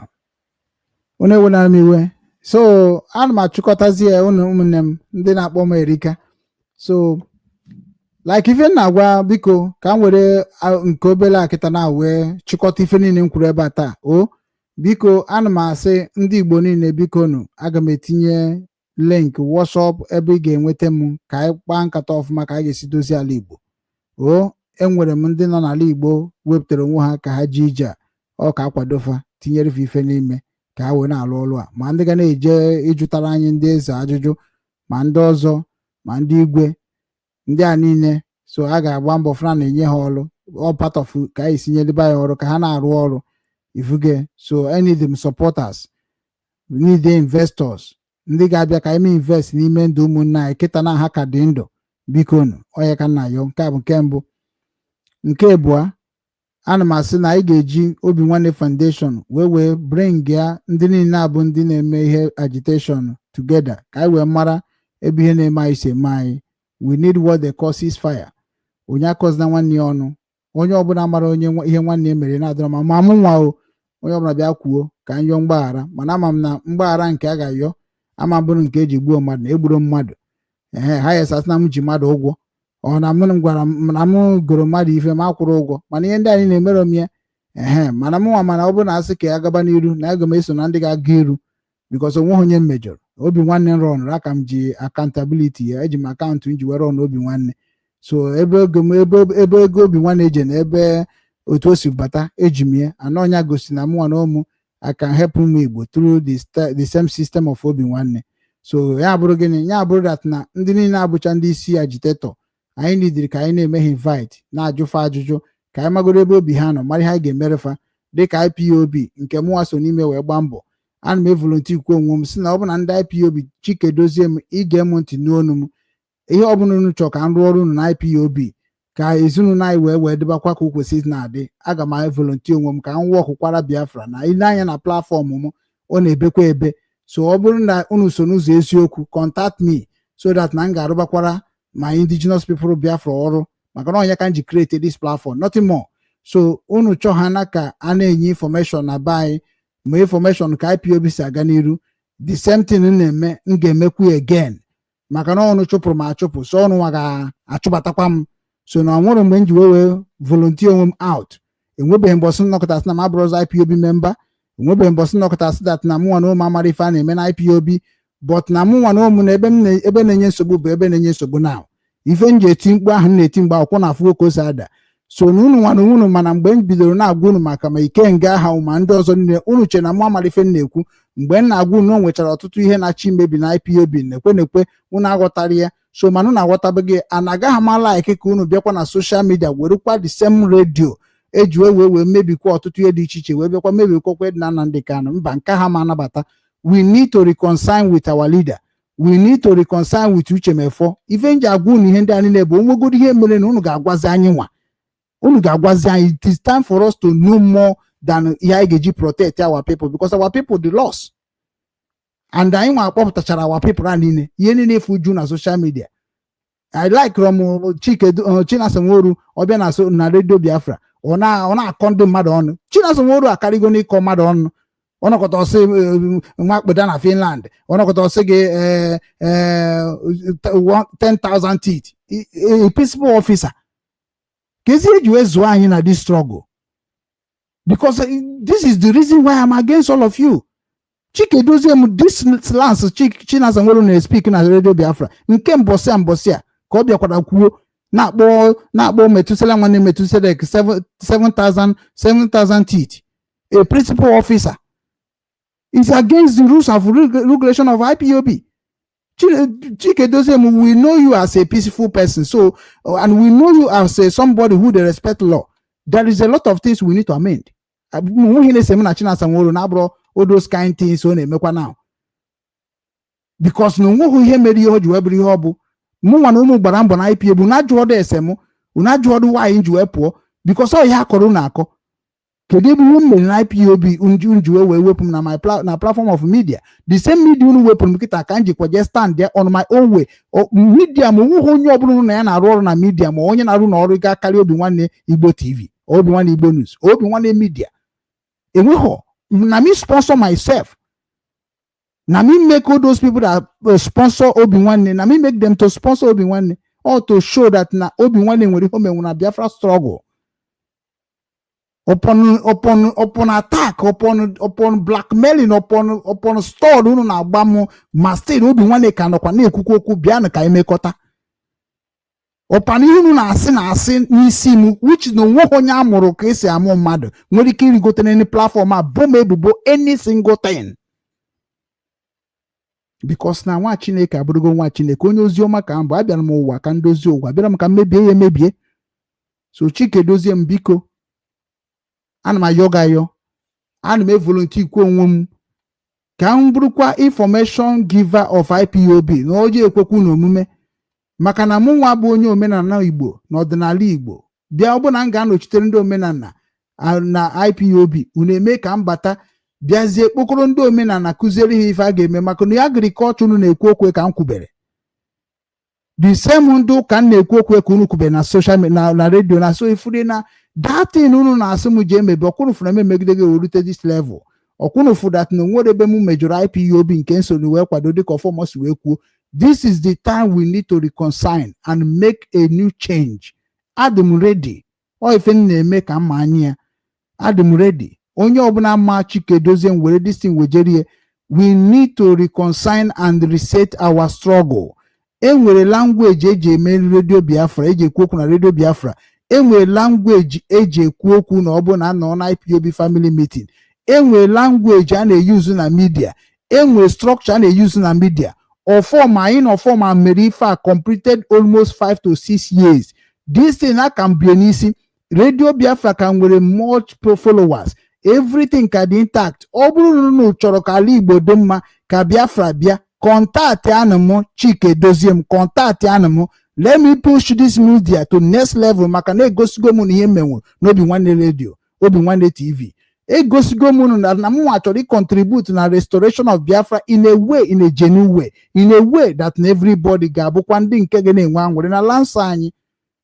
Anọchitere m ndị Igbo, anọ ndị Igbo nọchite ka m na-agba mbọ ka ndị sure that na nwere ife ga-emefa, mana ife na-emezi ha kịta na-asịzi ha n'aka. So we have to do something very very very fast. Ka bụ ozi nke na-eje Chike Doziem, the coordinator Germany n'ebe a kịta na unu ga-akpụ ya, unu kpọọ ya ọrụ ọ dịrị ya. Ọ bụ na ọ ga-akpọ m ọkpọ m ka m nwa dozie obodo a, maka ndị obodo a na-enye m nsogbu too much. Ndị obodo a na-enye m nsogbu too much. Mkpọ oku na ihe ga-apụta na hamburger ga-adị too much. So mụ nwa na ụmụ agaghị anọkọta ka m bịa kpọọkwa oku a under a name that may register ha register, a name ka na-egro ọkwa IPOB name ka m ga-eji kpọọ, n'ọkwa ya mere m ji gbaa nkịtị. maka na ntị ha na mkpu IPOB na hamburger to God all the Ghanas everybody will come out because they make go ezigbo friend here. Unu ma ihe m mewuru n'obodo ọbụla njere, so ọ ka mma kịta na unu mekwara ka m mara ihe nwere ike ịrụnwuru unu ọ bụ na aka unu dị ọcha maka na ebubo a na-ebochi unu ka m ji wee na-agbacha ọsọ maka achọrọ m ịdana n'ebe ọ ga-abụ ndana ụmụ Igbo were m wee na-achị ọchị n'ikpeazụ because everybody is looking where they can laugh Obinwanne, but ha ma na Obinwanne kwadoro ọfụma wee jebe njem a. So Chike dozie m do the needful, I am here. Then nke nwanne anyị nwaanyị bụ Ngozi Orabaeze, abụ m somebody na-ebelieve na unity. Ọ bụ na ịma na leadership gị na ịchọrọ ka ọ bụrụ na ọ bụ ihe ahụ ị na-ekwu ka ọ ga-abụ na ọ na-enye Igbo aka, contact me ka m rụọ ọrụ unu ọrụ, because na ofu onye adachikwa ọla. Gọọmenti a na-ekwukwa ikwu ebi imirikiti, onwekwa onye nọ na struggle of Biafra ka m wee mara ha na-eme na media. Enweghịkwa ọkwa m bụ chief media, jekwe chekie na Biafra struggle since 2013 na ọkwa m chief media. Mgbe nna design flyer na radio Biafra, all my flyer na abụ the best ya ju uche mefo na my flyer ihunu na that design chonwunu na mwa bụ the highest designer. Ana m eme design na Ukraine before, una ma not part of my job. So I'm na design flyer ana ọmụ wepụtakwara some atụmatụ ihe ji enyekwa ọtụtụ aka na IPOB maka na mgbe nọ na media ana m enyekwa ọtụtụ ntori na amamife ha na-eweje na DOS jụkwa afọ ajụ ọfụma. So na gị nwa bụ Ngozi Orabaeze, ịbụ na Igbo Biafra ka ị chọrọ ka enweta, it is time for all of us to come in one umbrella and push this thing once and for all. Unu na-esi na ọdụghọ possible, Chineke nna nke usu nke ndị agha anụkwa n'onu m ọzọ. Ihe a bụ the last my limit nwere ike ịyọkwa ndị Igbo ka bịakọta ọnụ, because ihe ndị Igbo na-eme onwe ha kịta na common thing bụ ihe ga-eme ka anyị dịkwa na mma. Ọ bụghị na ndị ọjọọ ga-adị na mma, na ya anyị na-ekwu okwu bụ ndị a sị na ọ bụ udo ka ha na-achọ n'ala Igbo. Ọ bụ na ọmụnwa bụ onye nke na-edisive ndị Igbo ji wee love m ka esi alove chọnụ na-edisive fa. By this time nwa na o menyegoro ndị Igbo niile aka ha kọdobe ọnụ na social media, mana unu eburugo ndị a niile eburucha ụmụ ihe wayo wee ticha ndị be anyị n'ime. Ndị be anyị achọghịzị ịnụ eziokwu, ndị be anyị achọghịzị ịnụ ebe ụzọ na-aga aga, ndị be anyị achọghịzị ịta afụ wee kpata ego, ndị be anyị achọghịzị iso usoro gọọmenti wee mara ihe a na-eme ka ọ dị mma. Our people are now misleaded, our people are now thinking like nobody. Onwe ozo na-atụ ego ka enyere mmadụ aka na ọka ego ngwa egbe ka na-atụrụ ego. Chegugodu na ihe na-eme n'ụwa na ọkwa na onye zụtara ndụ na-azụta ihe ọbụla na-azụ azụ, ọkwa na ndụ bụ isi akụ. Kedu ka ndị be anyị si anwụsịsị otu a mana anyị na-atụ ego ngwa egbe, ma ngwa egbe nwana ejiri ego esevu ndị be anyị, ma nke a na-atụta ejiri enye ndị be anyị nri. Ka ezi ife na-emezi n'ala Igbo, onye ọbụla bụ onye si na ya bụ onye isi bịa n'ụgwa anyị ka anyị mara anyị na-eme ya gwana anyị, bikos mụ ama nọ n'aka ndị ọbụla na-eme ọfụma. Agamanụ unu mana mụ na ụmụ abụrụ somebody na-abụ ngwasị unu aga m eme. My dignity is still there. Onye ka nji dị happy. Onwe onye ga-apụta kịta sị na m gwara okwu emeghe eme. Ya ka nji agwa DOS ọ bụ na aka ha dị ọcha bịanụ. Unu bịazi anyị ejebezi ije ma nne na ya anya ma nwanne ụmụnne Kano ma ihe niile. We need to reconcile. Anama m na ndị menwuru ebu DOS. Chike dozie m, you have to do something fast o. Maka na obodo oyibo anyị na ya nọkwa save. Onye ọbụla bụ gọọmenti bụ onye chọrọ ka anụ afọ ya, nwanne contact me, let us push this thing to next level. Ana m agwakwa unu ya agwa, ma unu jụkwa m ga na-epushikwa Obinwanne ka m si epushie ha eso oge ka ọ ga-egbu. Mana mụ ama nkwekwa ka onye asị bata ala Igbo, mba ọma ndị possible. M ga-agba mbọ fụ na ndị nne m na ha na-emeke ihe n'ala Igbo n'aka ha dị ọcha. Ọ na-abụ oge ga-eru ka anyị mara ka anyị ga-esi tụọ aka, maka ị na-atụ ndị mmadụ ụjọ bụ onye tụrụ aka ma ha na ọmarụgo ihe mere befe tụọ ya aka. So na anyị nwanụ nwaanyị na-enwebeghị ihe anyị mere na-asụkwa onye ọbụla fid na nwere anyị mere kwa tụọ anyị aka come now. Mana ọ bụrụ na ị mana onwebeghị ihe anyị mere, nwanne sọpọtụ anyị ka anyị jeje chịkọ ndị nke nwegoro ihe ha mere ka udo dị. Maka na mmadụ na-aba yi ara ifuge two captain can never stay in one ship. Ọ bụ na ndị nke asị na ọ bụ egbe ka ha chọrọ ịdị na-agba, anyị edobe ha n'obodo ndị sekuriti. Ndị nke asị na ọ bụ afịa ka ha kwesị na-azụ, anyị edobe ya na obodo ndị na-azụ afịa. We are all not going to go and die say we are fighting for Biafra. We are not all going to die because we are fighting for one Nigeria. Nna ka anyị chọba na ife gị na-enye onye obi aṅụrị, ka anyị wepụ onwe anyị n'ime ebe ndị Naijiria kere anyị agbụ na, ka anyị wepụ onwe anyị n'ime afụfụ. Ma chegodi ihe ahụ na-eche na, chegodi ihe ahụ na-eche na. Imagine otu ị nọ kịta na ịkpatachara ego wee bịazie sie nri ga-eri wite ego ịkpatara na-achọzi ka ije saa arụ ka ị bịazie rie nri a ịpụtazie nri ahụ adịrọzie. How are you going to feel? Ihe m na-eme na these struggles, mụnwa tara afụfụ mgbe a na-ata afụfụ, mụnwa so tie mkpu mgbe a na-eti mkpu, mụnwa ejego n'ala Igbo launch ya the unity of 5 states, mụnwa apụtagokwa ebe a na-asụkwa unu biko unu na mụnwa na ụmụ gbara mbọ na this struggle, na aka m chọrọ udo na this struggle, aka m chọrọ ka anyị unite na this struggle. Biko unu ndị niile bụ ndị isi Biafra bịa ka anyị unite ya. There is a way esi achọ Biafra, there is a way esi achọ udo n'obodo ọbụla na-achọ ọfụrụ. Anyị bịa n'ala Igbo, ndị niile bụ ndị na-asụ asụsụ ha bịakọta ọnụ weta ofu onye isi, ndị niile bụ ndị na-anọ n'ofu obodo ha weta ofu onye isi.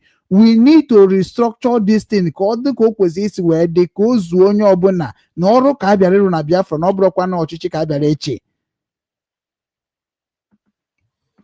So ana m ezi Ngozi Orabaeze ka unu butuo ụwa zuru ike ekwesịgokwa ikunite ihe niile na-anọcha n'ala Igbo. Mụrụ ọnụmụ ihe unu jụ sometimes onwe ndị na-asị na ndị anyị na-akpọgasị bụ ndị sabotage this thing, over my dead body to stay with this one, over my dead body to stay with this one.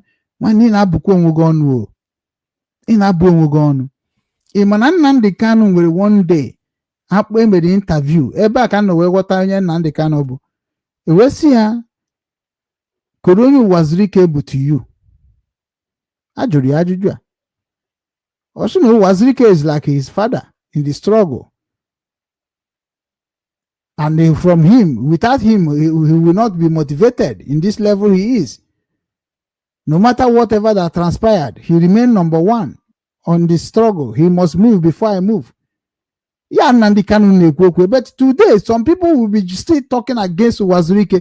Whereby now the same Wazirike you are talking about now, if they release Nnamdi Kanu now in the condition of Biafra, he's going to go to Wazirike, and when he meet to Wazirike, give one cut to Wazirike. If unambige you when they chekwechichi koro Wazirike, put us to Wazirike, he can ask Nnamdi Kanu betray.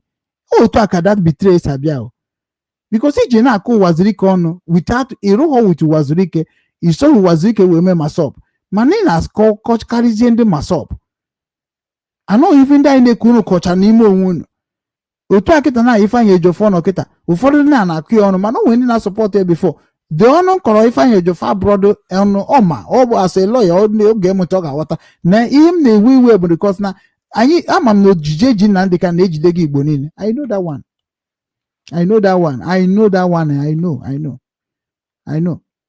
So na ihe na-ewute m na onwezi ihe na-aga n'ala Igbo. I know. Ọkwa ya structure. I want structure IPOB. Would you do strong like that? And then when you have a bamboo na destroy the IPOB. That's why you're watching HM na governor Anambra State or Gorugun. Makana soludo since soludo guarunu me chase it at home. More can't be the member. Something is wrong. And no man who name ba bukunu where we release Nnamdi Kanu. That is una game then, which is how we for chopper. So then otu ihe ndị a niile afụgo m na anọ na Nigeria gọọmenti signature.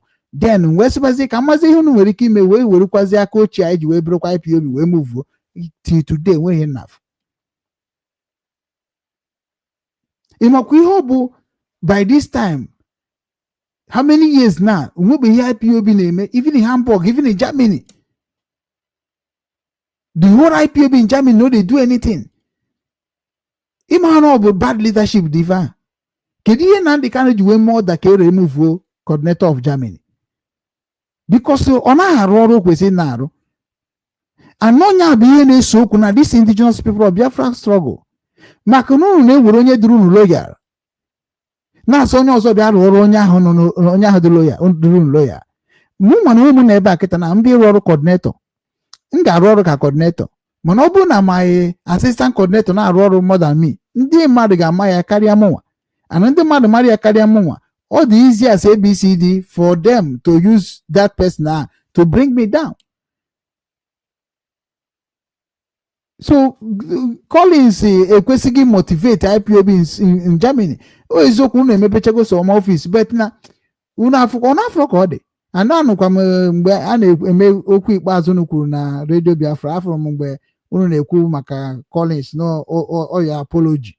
Whatever m apology oya but akpọrọ m Collins ka mụ na ya arụkọ onye he m the space Collins enye m the space. So all of you mana mụ nwa na ụmụama na-azụ but na unu nwa bụzi ndị nke bụ ndị na-eche ka unu bịa nye aka sense kedu ihe unu na-eme onye m ji agwa gị Chike dozie m ọ bụrụ na ị chọrọ ka ala Igbo dị mma na ị ka na-akpọ Chukwu Okike abịa ma anyị chere na-eji wee bido ọrụ a mee ka m mara ihe nwere ike ịrụ ka anyị rụba ọrụ ozugbo taịm adịrọ maka na ihe na-anwụ na Biafra land ma ihe na-eme na ndị ka na-eme anyị niile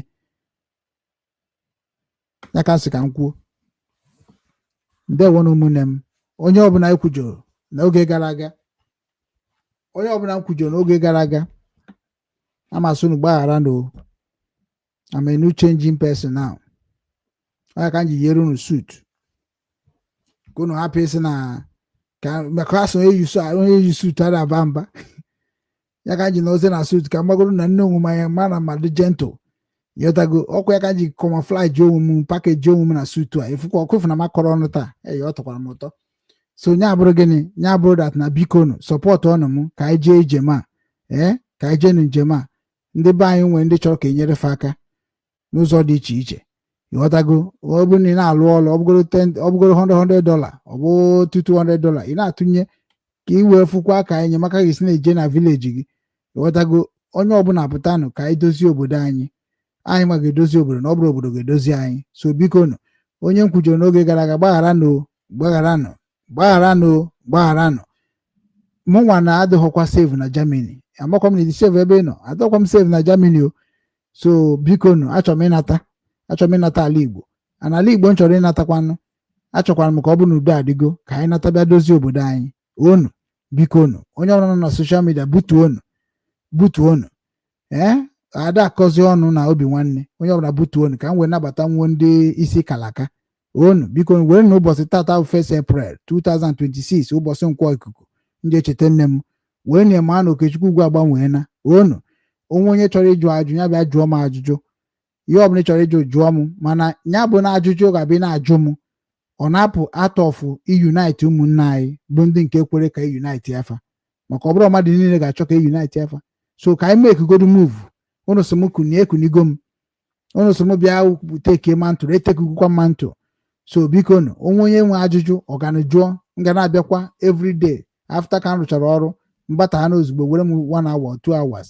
wee gwu na okwu anyị ga-anọkwa holiday of Easter very soon anyị nọ holiday of Easter then ga na-ekwukwa morning and night so ka anyị bidokwa ebe anyị kwụsịrị biko nụ link adị na that place were klik ka ịbata na the group mana m ga-agba gị ajụjụ ọnụ ndị nwere ndị ga-agbakwa gị ajụjụ ọnụ so ndị a ga-agba gị ajụjụ ọnụ ịsacha ya sata ya ọfụma then ebe anyị ha na-eme onwe onye ọbụla ga-join this group agaghị ejide rekọdụ ya unu manụ constitution Obinwanne ịbata ị ga-enye anyị full data gị inye anyị full data bifo ịbaa ka anyị wee budoshon na onye ndị na-abata nnu abụrụ ndị osochi egbu ịnọ n'ala Igbo anyị ga-agwa gị ebe ị ga-eje mitie ndị otu gị ka anyị niile wee marịfa anyị ga-eme nyere onwe anyị aka onwe ebe m nwere ike inyenwu ka nsi otu a wee nye aka unu nwa na onwe unu bụkwa ndị nke na-enyekwa aka n'ụzọ dị iche iche na-ejisi ike ihe anyị ma bụ onye ọbụla emezina nwanne ya atak na soshal midia ihe na-ayọ onwegoro onye chọrọ okwu si jekwuru onye ahụ ejekwuru ọ bụrụ ya soshal midia ka anyị nyere onwe anyị aka kpoko ekpoko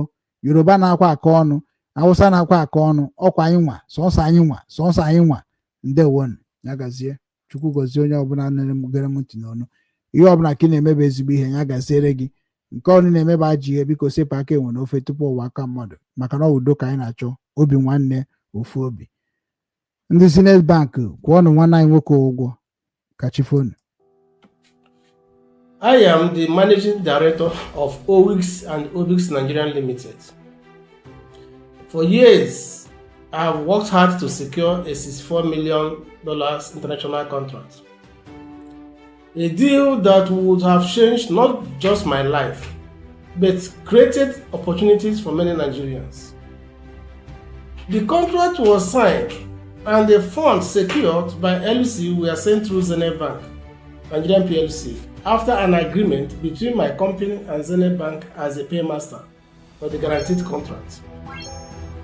But shortly after the secured funds arrived, the unexpected happened.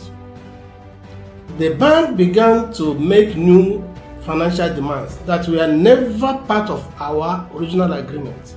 When I refused to grant those demands, everything changed. The contract, which had a strict liability clause, was suddenly terminated by breach of LC confirmation by Zenith Bank after receiving payments which it deducted from the company account. It refused to confirm. And funds belonging to the company, which was entrusted to the bank, suddenly disappeared, unaccounted for. And years of effort collapsed overnight, automatically activating the liability clause of the contract.